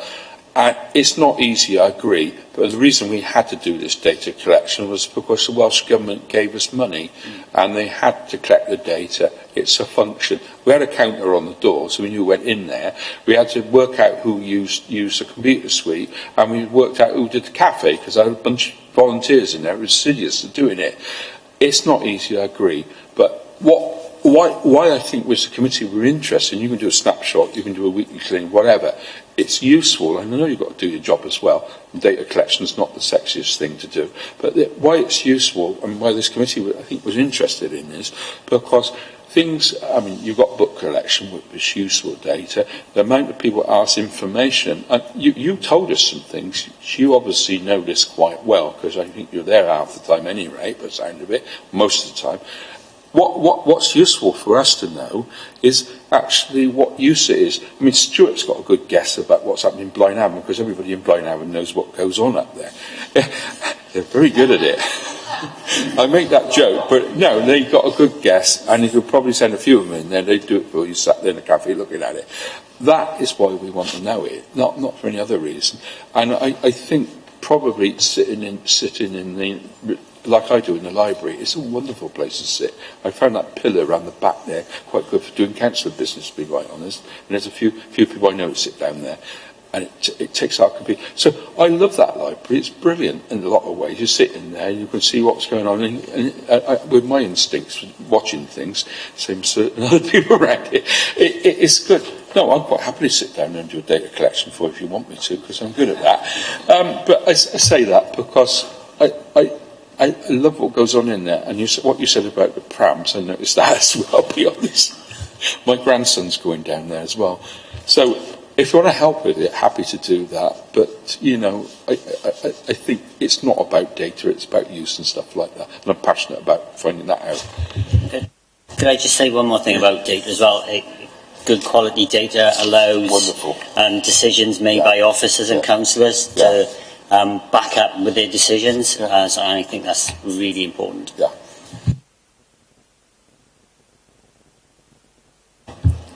I agree that you need data. I actually think we keep a hell of a lot of data already. Library services are actually more closely monitored than many. We submit an annual report to Welsh Government on the Welsh Public Library Standards, which includes a lot of quantitative as well as qualitative data. We submit a return to SIPFA once a year on library usage and library stats, so we do that. We also have our team plan and funding, which Kath knows all about, and there's a lot of statistical data that goes into that. The only point I was trying to make is that whatever set of data you have, there will always be somebody who would like to know something else, which it won't. On now, the second, I'll ask the second question because I think it was Stuart raised it, but you're going to ask the next question, Stuart. Is there such a thing as a library committee that meets to discuss progress, etc.? You mentioned some sort of committee that oversees libraries earlier on. Well, within the library team, we have the library management team. Okay, so that library management team is made up of 5 members of staff currently, and we meet about, depending on convenience, every 2 to 3 weeks to discuss library affairs and decide what the current work priorities are, what progress we're making. Obviously, at a higher level than that, Rachel has, her team, which she'll talk about, which, runs the department, and we're a little bit of that. I think the body that you're referring to is, that I mentioned earlier, is the steering group. I lost the word for a minute then. The steering group for the health and wellbeing service that we run, but that is specific to that service. Yeah. Well, I think services aren't run by committee anymore, it's now an executive function. So the executive responsibility lies with Councillor Alan Jones as the executive member on the Cabinet, and then you have this committee which will scrutinise that functions.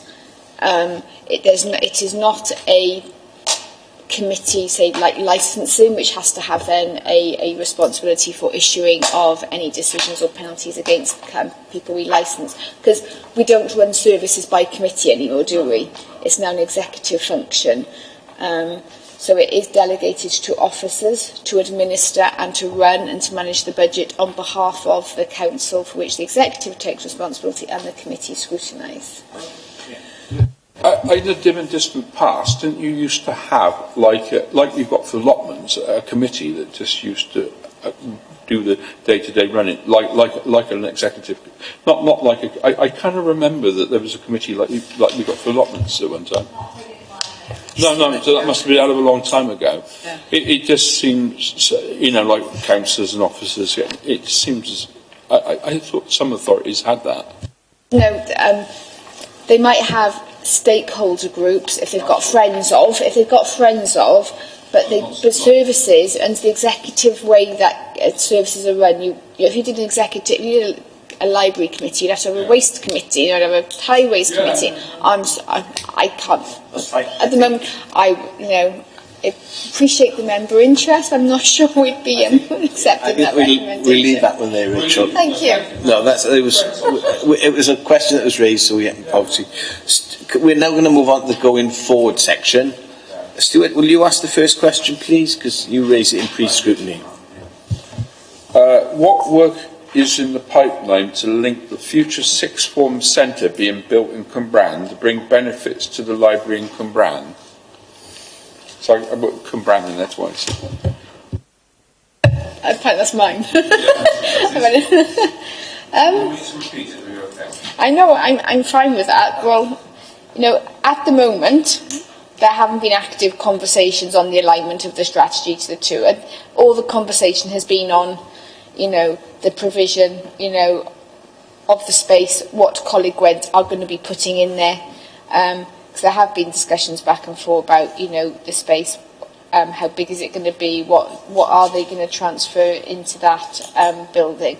So I think we've got a couple of years, and what we can do is, once there's the planning application hasn't even been submitted yet, so those conversations are still ongoing. Once the college are absolutely crystal clear on their vision and what their provision is going to be, we can then have that conversation about how the library supports, enhances, and we get that strategic direction together.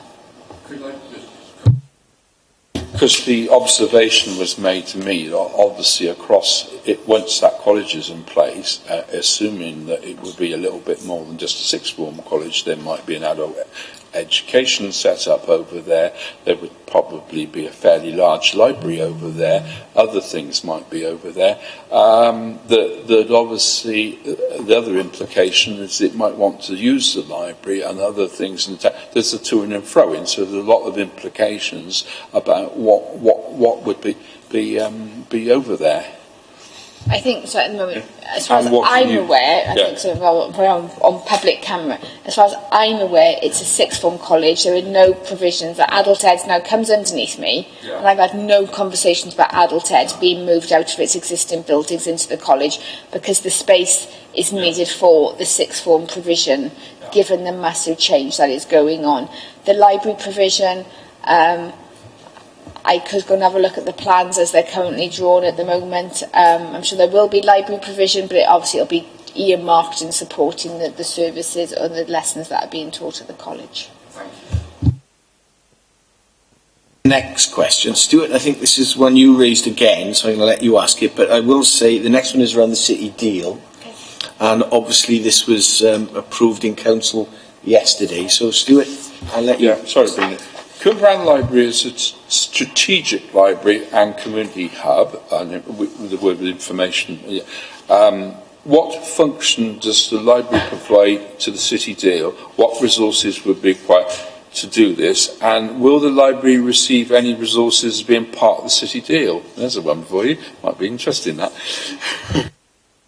Well, I can honestly say libraries have not been talked about at the city deal table so far. So let's be clear about what the city deal is. It's a strategic investment fund to raise productivity and growth and enhance jobs to the region by either looking to expand the current, to build on the success of businesses born and bred in South East Wales and to help them to grow, or to attract sustainable businesses to increase jobs, given that we are in South East Wales, our productivity is beneath the UK average, our skill level is beneath the UK average. Libraries have a role in that overall strategy. Do I think libraries will be making a pitch against the likes of IQE? I'm going to be honest, probably not. But what they do have is a role for promoting and helping the end. Now there is, I say probably not, and now I'm going to backtrack actually, because one of the provisions of City Deal is skills. Libraries have a role in skills. Will they be a beneficiary of funding at this moment in time? The skills world is very complex, with ESF funding, which we've got Bridges to Work, we've got our adult ed programmes, we've got our programmes for 16 to 25-year-olds, all of which align and use and help work with the libraries going forward. We've got Careers Wales, we've got DWP, that whole range of strategies moving forward. The libraries are one of the places to help with the upskilling across the region. The skills discussions that have been taking place so far have not mentioned libraries as a core provider of some of that. I think recognising they are a beneficiary, they add to the infrastructure, but they're not the infrastructure, if that makes sense. All I will comment was, when you have your conversations with Valley Task Force, it might be something to consider. Valley's Task Force or City Deal? Because the two are separate. I know they're separate, but looking at that business plan that came through the council yesterday, they were obviously synergists. I think I'll ask the next question. The next question, we've dealt with a lot of this, but I'll raise it in any case. What ideas do you have as a service going forward, aside from the response to the consultation, to improve facilities going forward? Now, Rachel, you did mention that there's a business plan for, is it this year or next year? Is there anything in there, for example? I'll be very frank. The business plan or the service plan for the year is about sort of like maintaining the status quo. The budget for sort of like premises is to keep on top and to maintain what we've got. Any improvements would need to be on a business case basis, and we'd need to try and find the capital for it, because the service does not have a capital budget. I don't have a capital budget for my entire budget. Capital's held centrally. I'm going to appreciate these questions. We're looking at a situation with a declining budget, and we're asking for improvements. We're asking for a lot.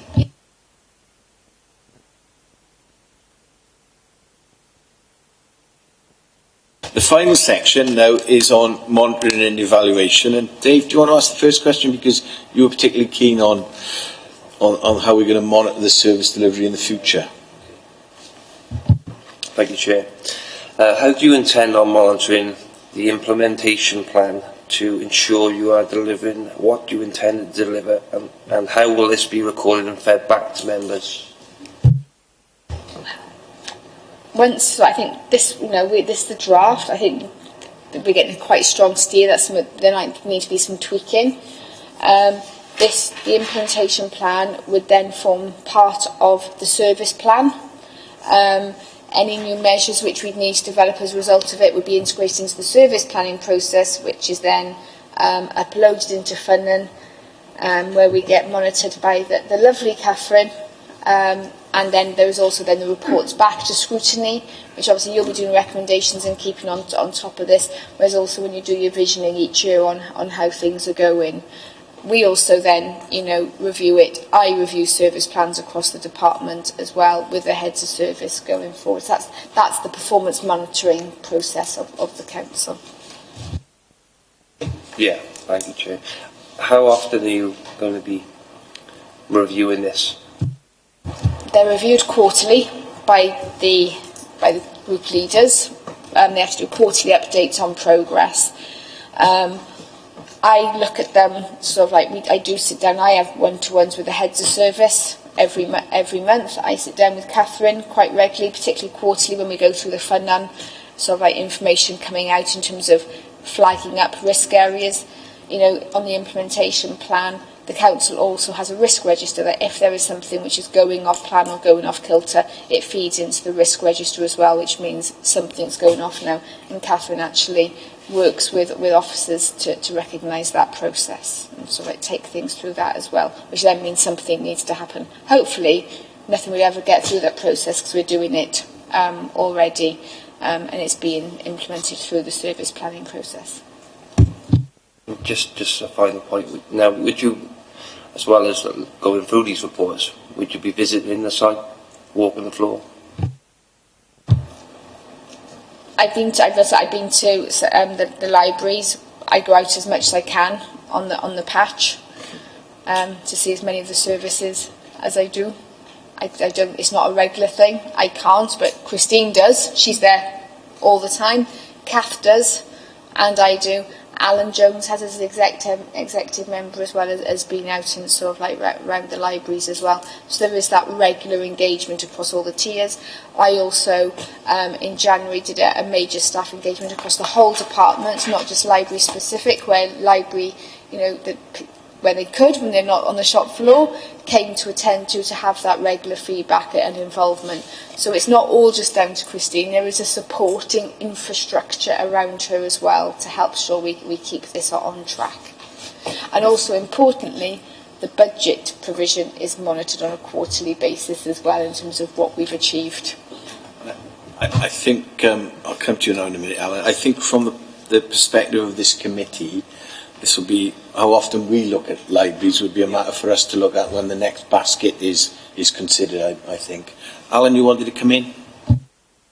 Yes, Chair. I just want to know, I mean, you say there's still subject of more work in relation to engagement and consultation with the staff over self-service. But I just wonder how quickly we're going to move on to that.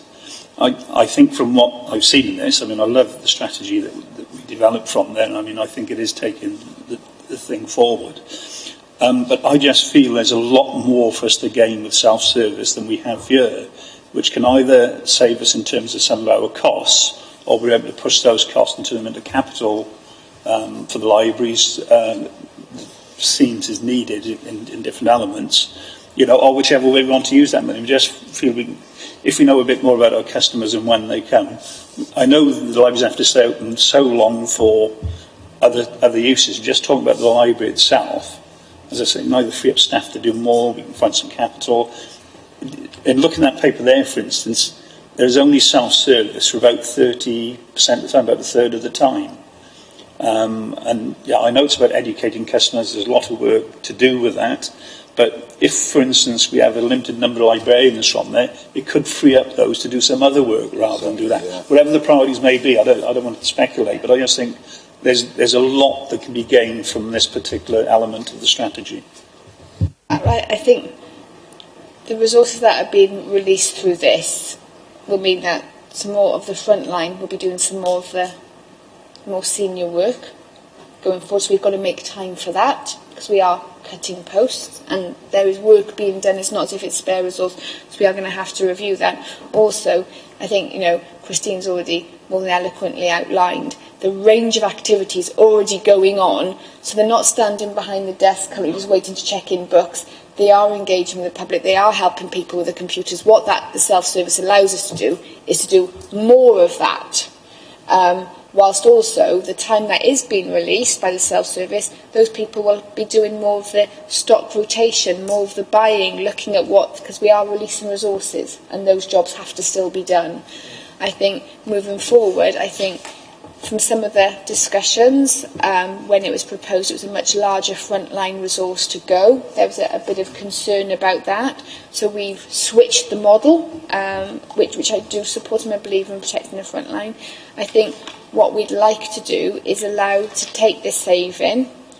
If we demonstrate through the self-service, and then I'd rather do it through natural wastage than through redundancies, further savings can be achieved, or we can put it into capital, use that to borrow to do something.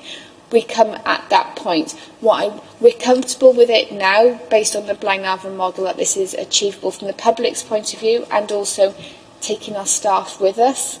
And then, if this can happen in a number of ways. We might be given another financial target to meet. We might then have some positions where we're getting the data through the self-service and we can see that we've got capacity. What do we then do with that capacity? Put it forward as a saving, or do something different with that resource? And I think that's the sort of conversation we'll have once it's fully embedded. I can't think whether I agree or disagree with us. With what's just been said in total.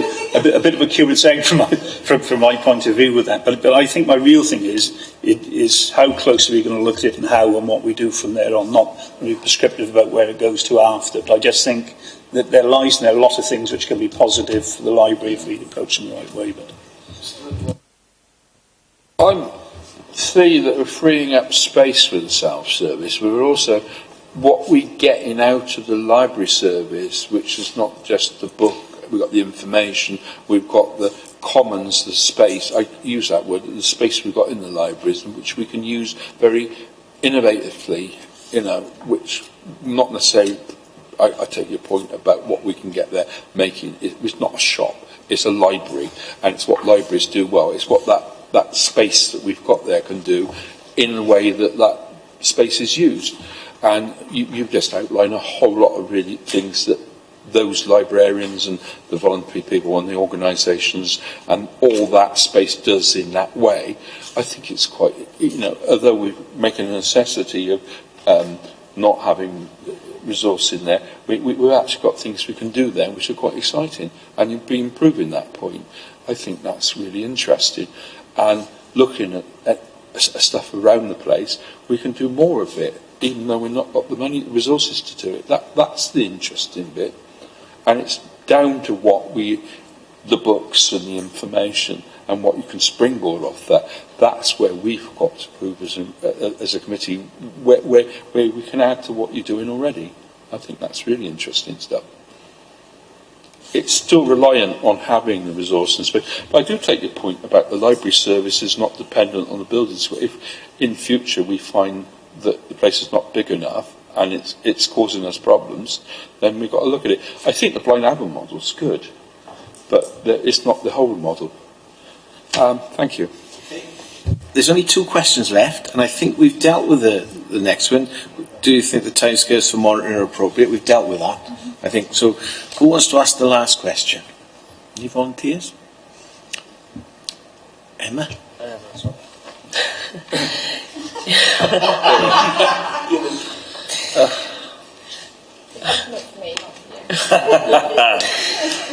Committee are concerned that there isn't enough detail behind the actions and outcomes in the implementation plan to show how you will achieve what you set out to do. And are there no targets to work to? Can you do more to expand on this section of the strategy?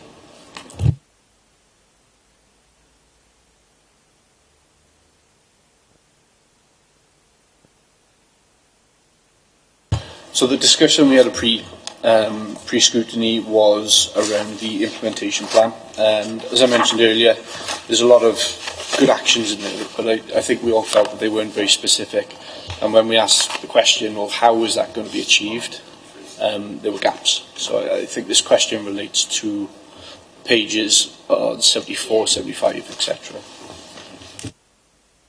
Point about the smart targets. Yeah, so the discussion we had, we said if we're going to put a target in place, then we use the acronym SMART, so the specific, measurable, etc., etc. Yeah, that's the one. Business bingo. I think there is a monitoring and evaluation column at the end. Some of it is existing measures we already report via our service plan and also our submission to Welsh Government and to CIPFA. I suppose what this doesn't give is the definitions of those and where they sit. If it would be helpful, we could put an additional column in which says this is within our service plan, this is within CIPFA, this is into Welsh Government, or this is a new measure for us to take forward in our service plan, so you can see where it is. And then we can then say, because like CIPFA's annual, service plan is quarterly, Welsh Government's annual, we could then do that alongside that column to give it more robustness. Would that help? I think the sort of things when we looked at this, Rachel, I mean, there's one on volunteering, and in the monitoring column, you've got a number of volunteers annual. But, is it a target of how many volunteers you want to recruit in a year? Is there a measure that you've had volunteers in the past? Is that sort of thing? That's just one example. So if we put in, if it's an existing measure or a new measure, if it's a new measure, the first you'll be getting the baseline to then inform long term. Would that be helpful? Because I think the new measures we need to assess the baseline over the year and do the definition. Okay, make them smarter with an extra column. We felt some of them were a little bit woolly. Yeah. Who's going to do it? By when? Is there a cost? So it can be tracked there. Yeah. Okay. Okay. That's the end of our questions, and we've been quicker than normal today. I have to have a time bet on. I'd like to thank the officers and the consultants for attending today, and I invite you to leave now.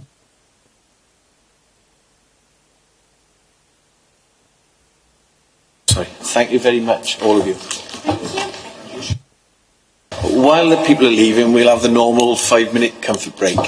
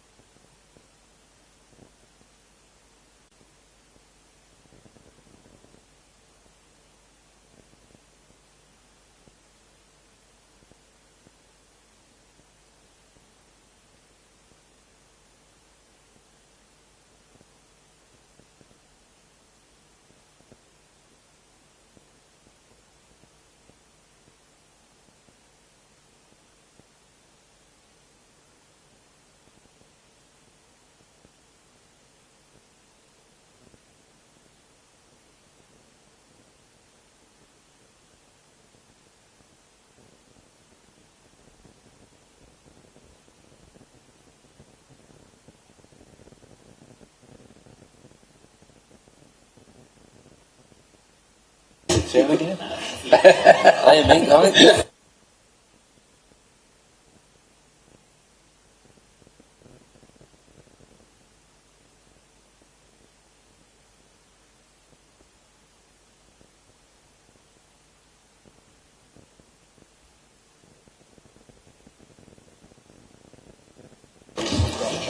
Okay, folks, the meeting's back on webcam. Can I ask Catherine now to go through the key questions and the recommendations that she's jotted down? And I'm hoping we can get this done in about 20 minutes. We'll see. Okay, members. Just to cast your minds back to when we first put the pro forma together asking for this information from the libraries, our key question was, does the strategy on the future of the Library and Information Service take into account the responses of the public consultation and allow for the service to be delivered in a sustainable and fit for the future way?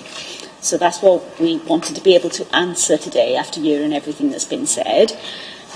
So your views on that, you feel that the responses to the consultation have been taken into account as they've been putting the strategy forward, and do you think is being going to be delivered in a sustainable way for starters? So think about that when you're putting your recommendations together. I don't have a huge amount of recommendations. Some of them that I've indicated, I'm not even sure are recommendations, so that's for you to feed back to me and we'll go from there. I mean, from my perspective, the feeling I've got from the committee is clearly we want the library service to continue. We all appreciate that we're dealing with a reduction in the budget, and most of our questions were targeted around how are we going to deliver a service we want with this climate of austerity. So I think what we'll do is go through the recommendation that Kath picked up, and if there's anything missing, we can discuss it. Are you happy with that approach?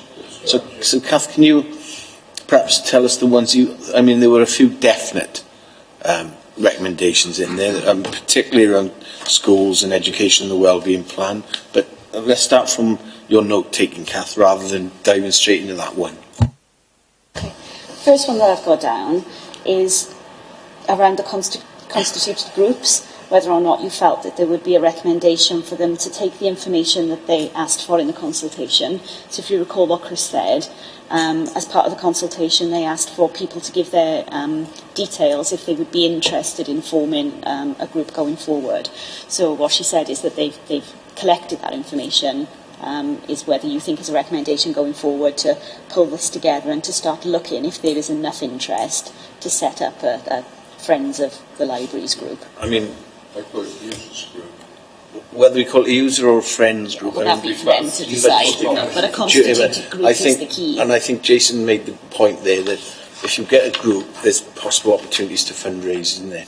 So I do think that ought to be a recommendation. Yeah. One thing we got to consider though is when you're setting up that group, that will take resources out of the library service, because they will have to support that. I think a lot of people think the volunteers come free. They don't. You need to support them. So they're going to have to give up a certain amount of their time and resource to get that going.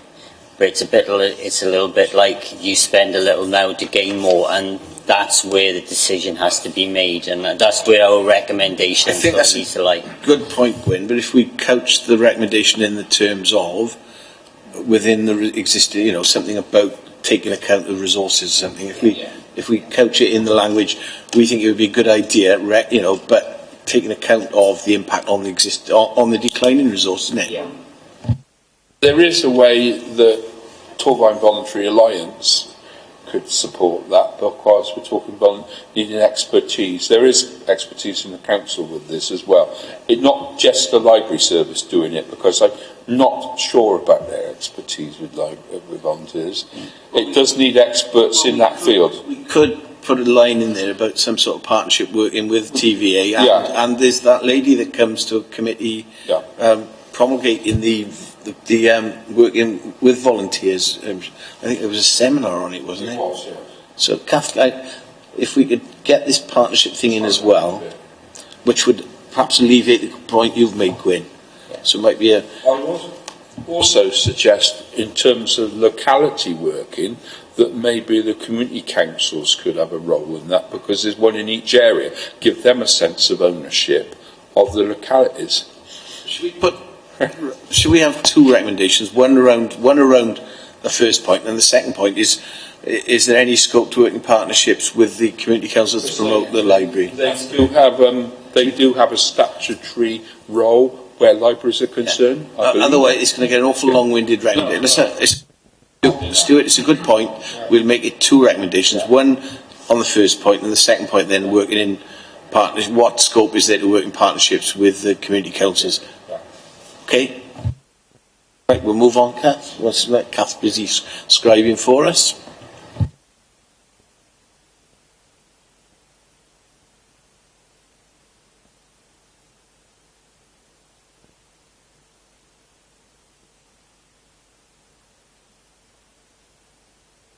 Okay, then the next one that I've come up with is Councillor Thomas's comments about writing to each school, and Rachel's comments on that about linking it to the wellbeing assessment and as a wellbeing objective to encourage more availability to schools of the library service.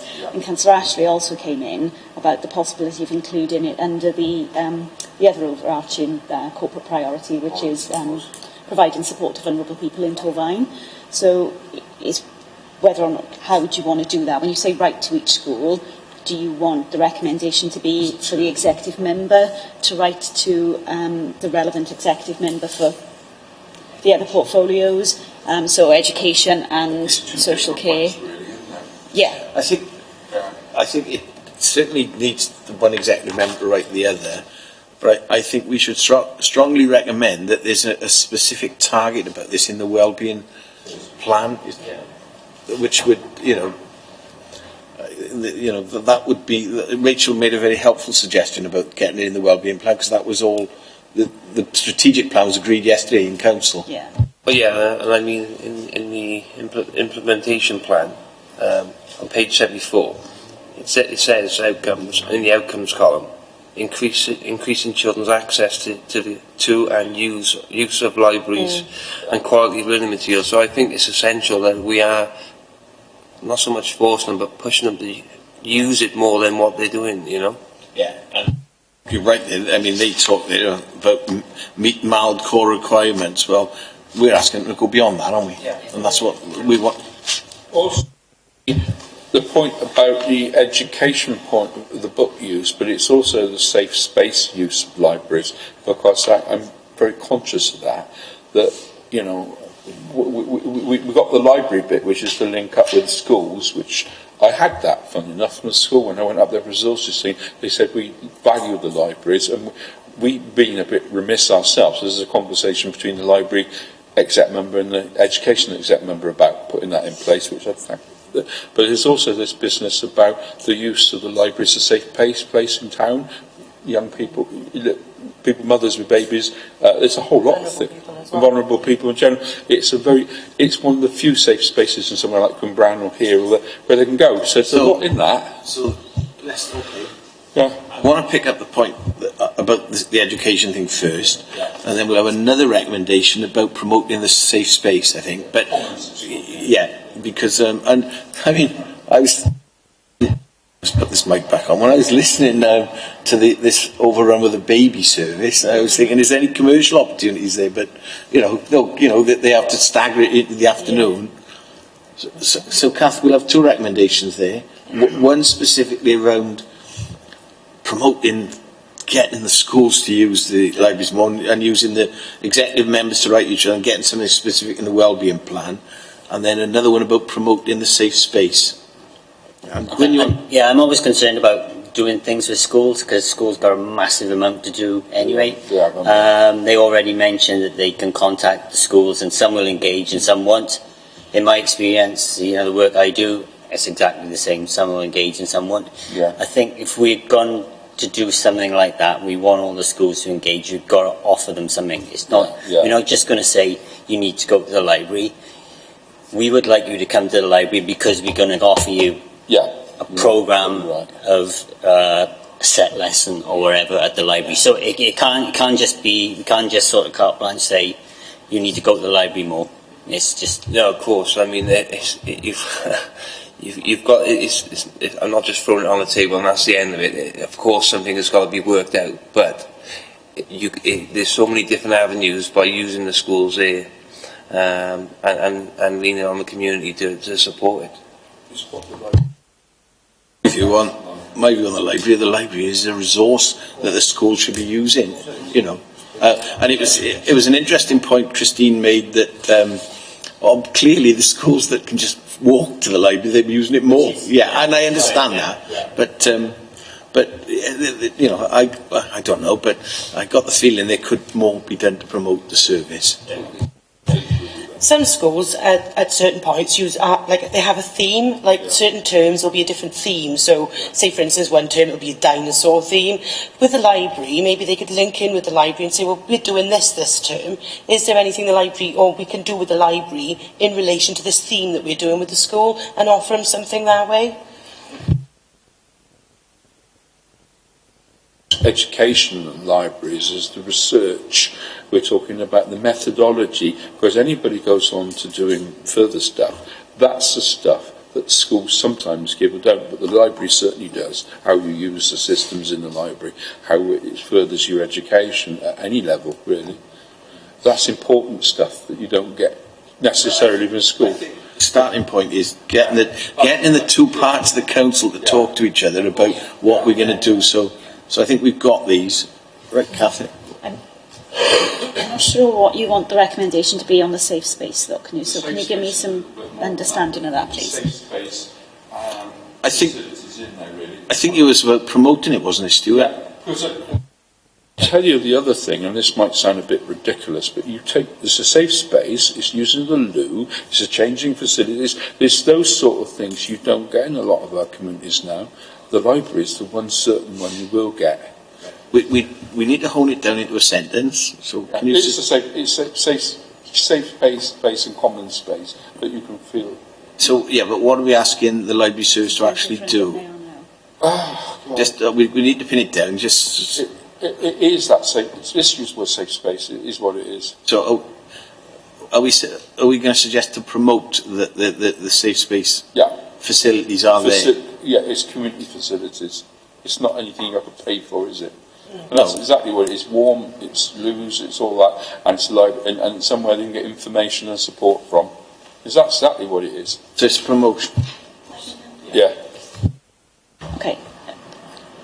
Right at the beginning, when we talked about promotion, Chris said about how well their Facebook and Twitter pages and their blogs are used, and to do other sorts of promotion would be finances that they don't have. So is it through the current means that they've got to be promoting this?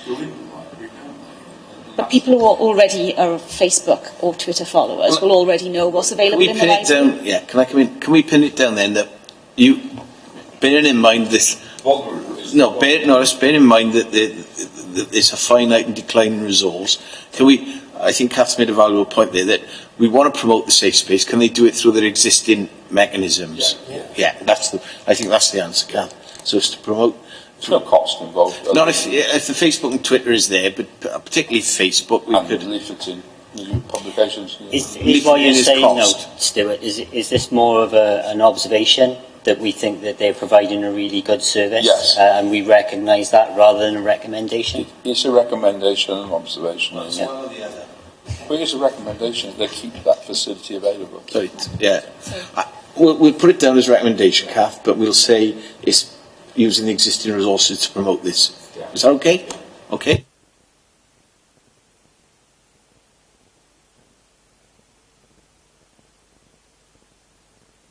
Chair, just a comment. I thought it was very refreshing to hear that the number of forced redundancies were down to what they were previously. So I think that's a positive step. Just a couple of things I thought I captured was the book fund. They're not able to increase the book fund because of financial pressures. Can some more thought be given to that to improve that situation? Could we wrap that up with the alignment with the new college? What plans going forward are going to be coming to us with the alignment there? Could we put those two together, perhaps? What they actually said, which was I was disappointed with, is the book standards not being met. Yeah. You know, which but then the other side of that coin was that the sharing of resources across the other local authorities was promoted. So there was two sides to that coin, Stuart. But Catherine did state that they couldn't improve the book stock because of financial implications. I very deliberately asked what I asked about local people having libraries, because I am aware that there are quite extensive libraries. We own that library down in the place down there. I forgot the settlement. Yeah. And there are elements of libraries all over the place. And I didn't think that was a very good answer, really, because you can, you know, the books are up to standard. They are quite extensive. And what you said about the new potential library, their schools have got libraries as well. It's not as if we don't have the stock around.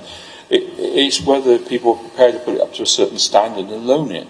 I don't think it's that difficult. No, I did, in fairness to Rachel, I did feel that she answered I thought she answered the question reasonably well when she said she would be totally inundated with if they asked for books to come in.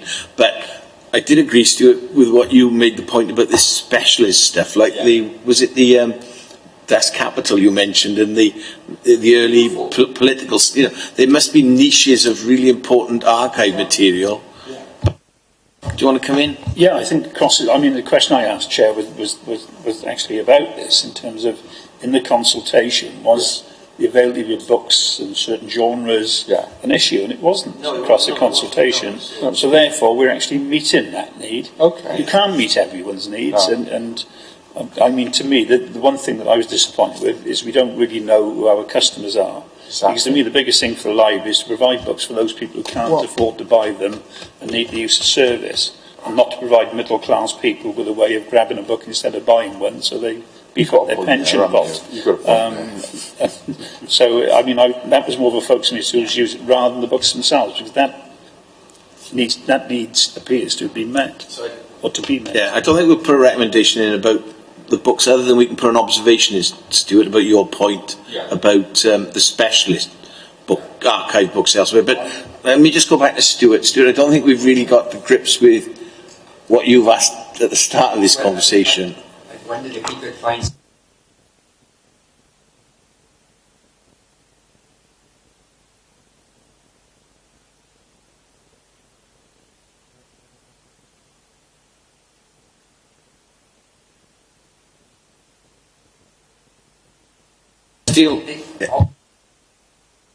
Let's deal with the observation around... Sorry, Chair, I didn't put my... Do you want me to repeat those? No. Well, let's take one at a time for Kath's benefit. Yeah. Turn your mic off a sec. The first one was Kath, the lady, what was her name? Christine. She referred to when we questioned her about the books, not very good in the All Wales figures, and she was saying it's not going to be improved because of financial difficulties there. Can we make an observation there about that? I think what we can say there, Stuart, if you're happy, we as a committee were disappointed the book standard is not being met. And is there anything innovative that can be done to improve the situation? As an observation, not the... As an observation, one at a time. Alan? Yeah, just on this very point, I wonder if we should look at the split between our books that are available for loan and our reference libraries. Because now more and more you can get most of this reference stuff online. Yeah. And lots more of it. And whether we can change the skew of books down from reference a bit and put more resource into the rest of our stock. That was what I was going to say. One of the problems I've got, if I sit in our major reference library, is very thin. And nobody asked that question, I don't think. Jason? Can we recommend that a cost analysis is carried out to identify the cost it would take to bring up the standard to meet the minimum Welsh level? Yeah, that would sound that. Why I mentioned it was interesting, that discussion about the hub and the economic step, because if you want to do jobs, you need a good reference library, don't you? Is it online or is it in actual? I mean, online. I think that's, together on the point Jason has made, if Stuart was happy with that, about the cost analysis, I suspect what will happen though with that, let me just finish, what will happen with that is, what they'll come back with is, it'll cost X amount and there's no revenue budget, but that doesn't stop us asking it. Sorry, Kath, you let Kath come in. That's what I was going to say. I mean, you need to be careful when you're making recommendations that you can get a response that you want back, or there's a chance of them doing something with. And if they come back and say to you, this is how much it would cost, but they tell you from the word go that they're never going to be able to achieve that, it's just extra work and extra resource to them again. What you decide as a committee, I will put down, but my thought process on that is that unless you can, try and do something to help them, or a recommendation that will improve things. Yeah, which is the point I was making there. Yeah. So hang on, wait a minute, Stuart first. Thank you, Chair. I think a lot of them are observations rather than recommendations, Catherine. I think one that we need to observe as well is poor IT equipment. That's where I was going. And SRS are not able to supply equipment.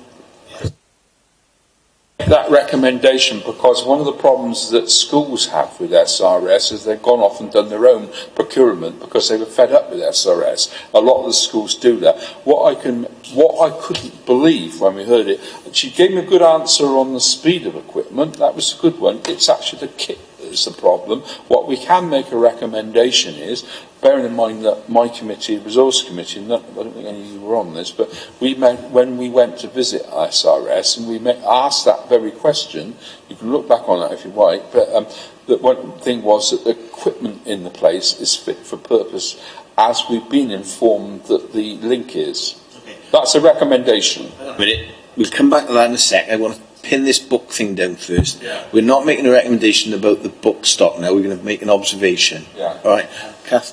Well, one thing about the book stock is that we could ask the consultants to make a recommendation that if we did increase the book stock to the recommended level, what impact would that have on satisfaction, customer satisfaction? Yeah, because I know I'm just getting back. I think Alan mentioned it. No, Alan, you made the point. What are we worrying about the book stock when 75% of the people to the consultation were satisfied, and we're that's right. So so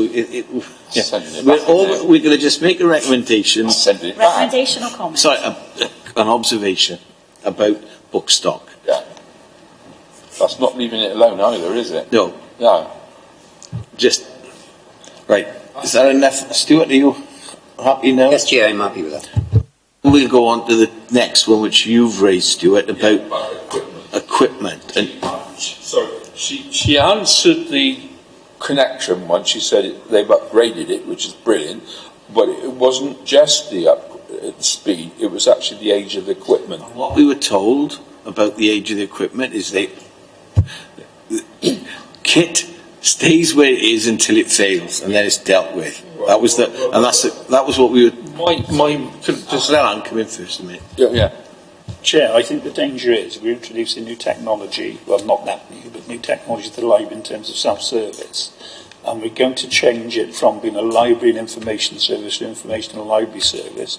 Shouldn't we ensure that the technology that we apply is fit for purpose and usable, and not necessarily wait until it dies? Sometimes you can, by swapping out, if that's just going to be the coalface for most users in Torvine, or interface in Torvine between Torvine and its customers, the library is the shop window for it, isn't it? So we cannot have decrepit. That was going to be my very point. If SRS want to promote their services, then what you've said is very true. It's ludicrous how ancient equipment that everybody wants to throw out the window, which is literally what they do. You hear them sit there swearing, and under their breaths anyway. So, I mean, the point being that the frustration with some of that equipment in the place is unbelievable. So no, I make the point that it needs to be fit for purpose, and it will promote SRS. Jason? Yeah, I was just going to say the same as what Alan said, really, about being fit for purpose, but I'd like to know if those machines have been reported to SRS, because if they haven't been reported, then they're going to be set up in their offices thinking they're working perfectly fine, so you need to understand if they've been reported and if they've been allocated for replacement in the near to medium future. What I personally don't understand, Chair, and this is probably because I'm not involved with the council, is SRS is a separate body, and I understand that. But how does the process operate then for competing bids for technology operate? I.e., how does the library get its snout in the trough to get some services? As you know, I asked, is the library the Cinderella service virtually? And when I said, I tried to tease that out. And so, are we going to have a recommendation around this, and what is it going to say? Yeah, I'd say, again, just to reiterate, if they haven't complained about their IT, then nothing's going to be done. It's just going to be sat there, fat, dumb and happy until they put their hand in their ear and say, our IT isn't fit for service. Make the point again, the Resources Committee, when it was in place, made the point about front-facing stuff for a lot of us. And a simple recommendation is there should be a process in place where this is fit for purpose, which seems to be the mood of this committee. I mean, I have some sympathy for that. Particularly, this is frontline services to the public here. That's right. So I think we are going to make a recommendation about. I suspect the answer is going to be no, but there seems to be a strong feeling here. So I want to make a linked recommendation about another subject. Well, let's try and pin this, Alan. Yeah, sorry, Chair. All I was thinking that we should ask is can we be assured that the technology we have in the libraries is fit for purpose over the medium term? Yeah. Okay, that's good. And perhaps Stuart, perhaps to add to that, what's the performance criteria of how they sort of measure how good IT equipment standard on that. Because it has an impact on staff productivity. Yeah. Coming briefly, I think my colleague here summed it up that we need to find out, first of all, has the complaint been put in place regarding them? We need to add that in there somewhere, Chair, I feel. The other aspect... Let's pin this down first. Yeah. We'll make a recommendation about this IT stuff based on the fit for purpose thing, and we'll put an observation in as well, asking about the detail. So we've got the 2 points covered off. Is that okay? Yeah, that's fine. Yeah, let Catherine.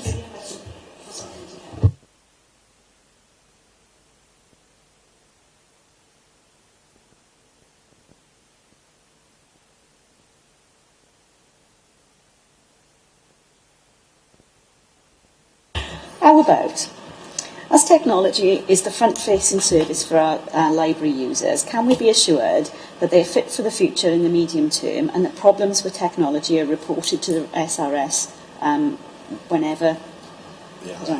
they arise? Yeah.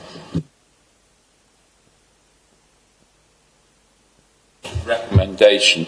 We asked about data, and Christine had some answers, which what we need on the data front is we've got footfall, we obviously got a lot of stuff on book, which she has to report on.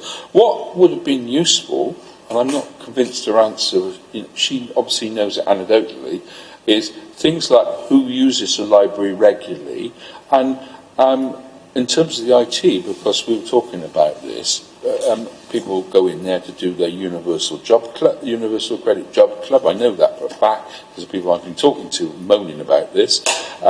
We've got people in there using the resource library. All that sort of information would have been very useful, wouldn't it, for this scrutiny? And pardon? Sorry? Sorry, go on. For what purpose? What would you do with that information? Because it's private information. Private? It's not private if we don't talk about specific people. But if you want to know who's using the service and what they're using it for, what do you want to do with that information? And to get that out, what do you mean by the numbers of people, or? We didn't have this information available for this scrutiny, so we didn't we?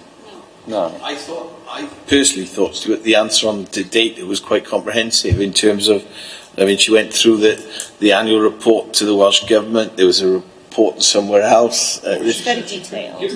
Yeah, I think maybe rather than an observation for us to be, they could share the annual report, etc., with the committee, and then we could pick that up the next time. Yeah, so I don't put that as a recommendation. Yeah, well, we could. So. Let me just check with Rachel. Can we put that in as a request for information, Rach? We're not asking A copy of their annual report to MALD. Okay. Yeah. That we're obviously going to look at libraries again in the future. We could pick that up then. Okay. Okay, so the last one I've got then was around the detail behind the implementation plan, which Rachel seemed to accept and will be expecting as a recommendation. We were saying about how we need more information about how they're going to achieve those things, what will the targets be, how they need to be smart. She talked about adding another column in that will give you information about where that information is reported. I mean, some of the things that are in there are things that are in their team plan, which are in Funnan, which are done on a quarterly basis, though it says annual, but that would be perhaps when they would provide all of the information to you. It's monitored on a performance level quarterly, and if at quarter one there was a real issue, then that would be elevated, but over a period of a year, that's when realistically it would be more beneficial to share that with you. But if there was a problem early on, they do it quarterly internally so that they could raise that, and there's various ways that they would do that. I'd suggest here that we keep this pretty generic and just say, can the implementation plan be revised to include SMART targets? And we gave them some examples. I picked on the volunteer example, and she said, well, we have to get benchmarking data there. So I think they'll expect that recommendation. If we keep it short and snappy, that'll deal with it. Said about possibilities of looking at other items that it could make some money on.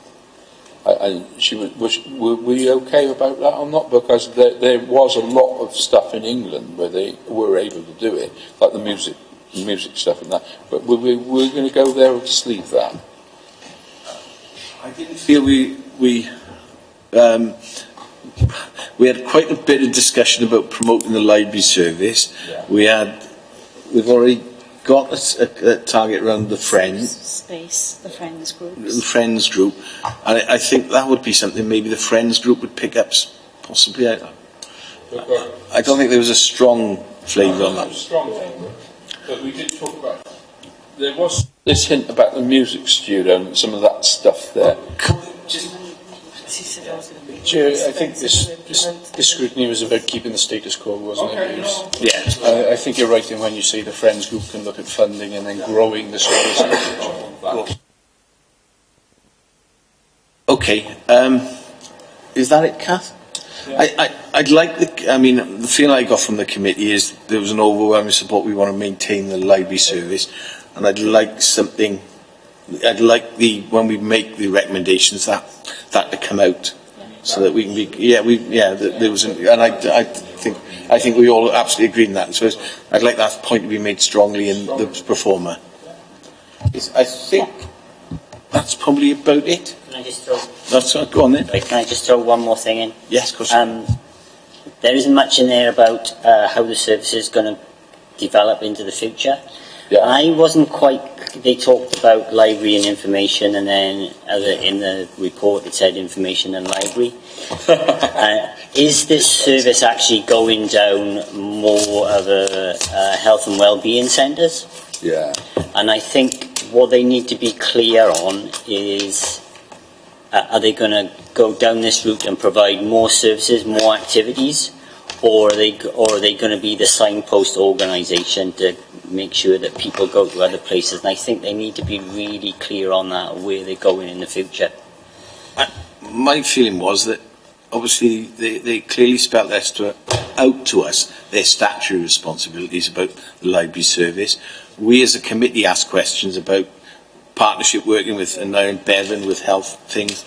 We can put I don't think a recommendation's going to come out of that, Gwyn, but I think we could put an observation in about clarity around the future. One point I will, if in the future we ever have a drastic cut in this budget, their steer, and there's a steer in Wales, is very much down the line of the traditional librarian role. You get that very strongly out of this. If we ever have to go down the community library role, the only thing we've got in place that would help us there is a users group.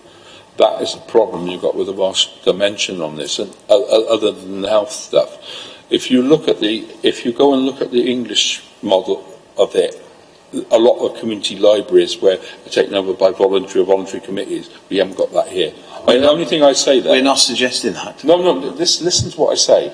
Because you look over there, they've got much more drastic cuts than we've ever had. Yeah. And there's nothing here that says, we've gone down the line keeping the traditional librarian role very strongly and not doing a lot of it. And I'm only saying that because that's the one thing we've got here. Thank you for that, Stuart. I just want to be clear now. Have we picked up this observation that Gwyn wants? Have we got enough on that? Do you want me to? So I've said the library going forward needs to be clear on where they go in the future. Is it a change of direction towards wellbeing or a signposting service? Is that sufficient? Yeah, Yeah? that's like, yeah. You're happy? Yeah, I'm happy. That's it, I think. Yeah? Okay. Yeah. Sorry. Is this the last scrutiny before the AGM? No? Okay. One more. So I'm going to move on now to item 6 on the agenda, the item for the next meeting. The next meeting is on, this is the point you've just asked, it's on the Wednesday, 2nd of May, and the topic will be assisting and driving both employment opportunities and new employers into Torvine. And that will be the last meeting of this current committee, because then there will be the council AGM and the constitution of this committee could change. So just finally, I'd like to thank members, officers and the consultants for attending and contributing to the meeting, and it would be very remiss of me if I didn't do my usual thing and thank Rachel and Kath for all the hard work that goes on behind the scenes. Without their efforts, we wouldn't have such a successful meeting. So thank you all, and I'm now closing the meeting to the press and the public. Thank you.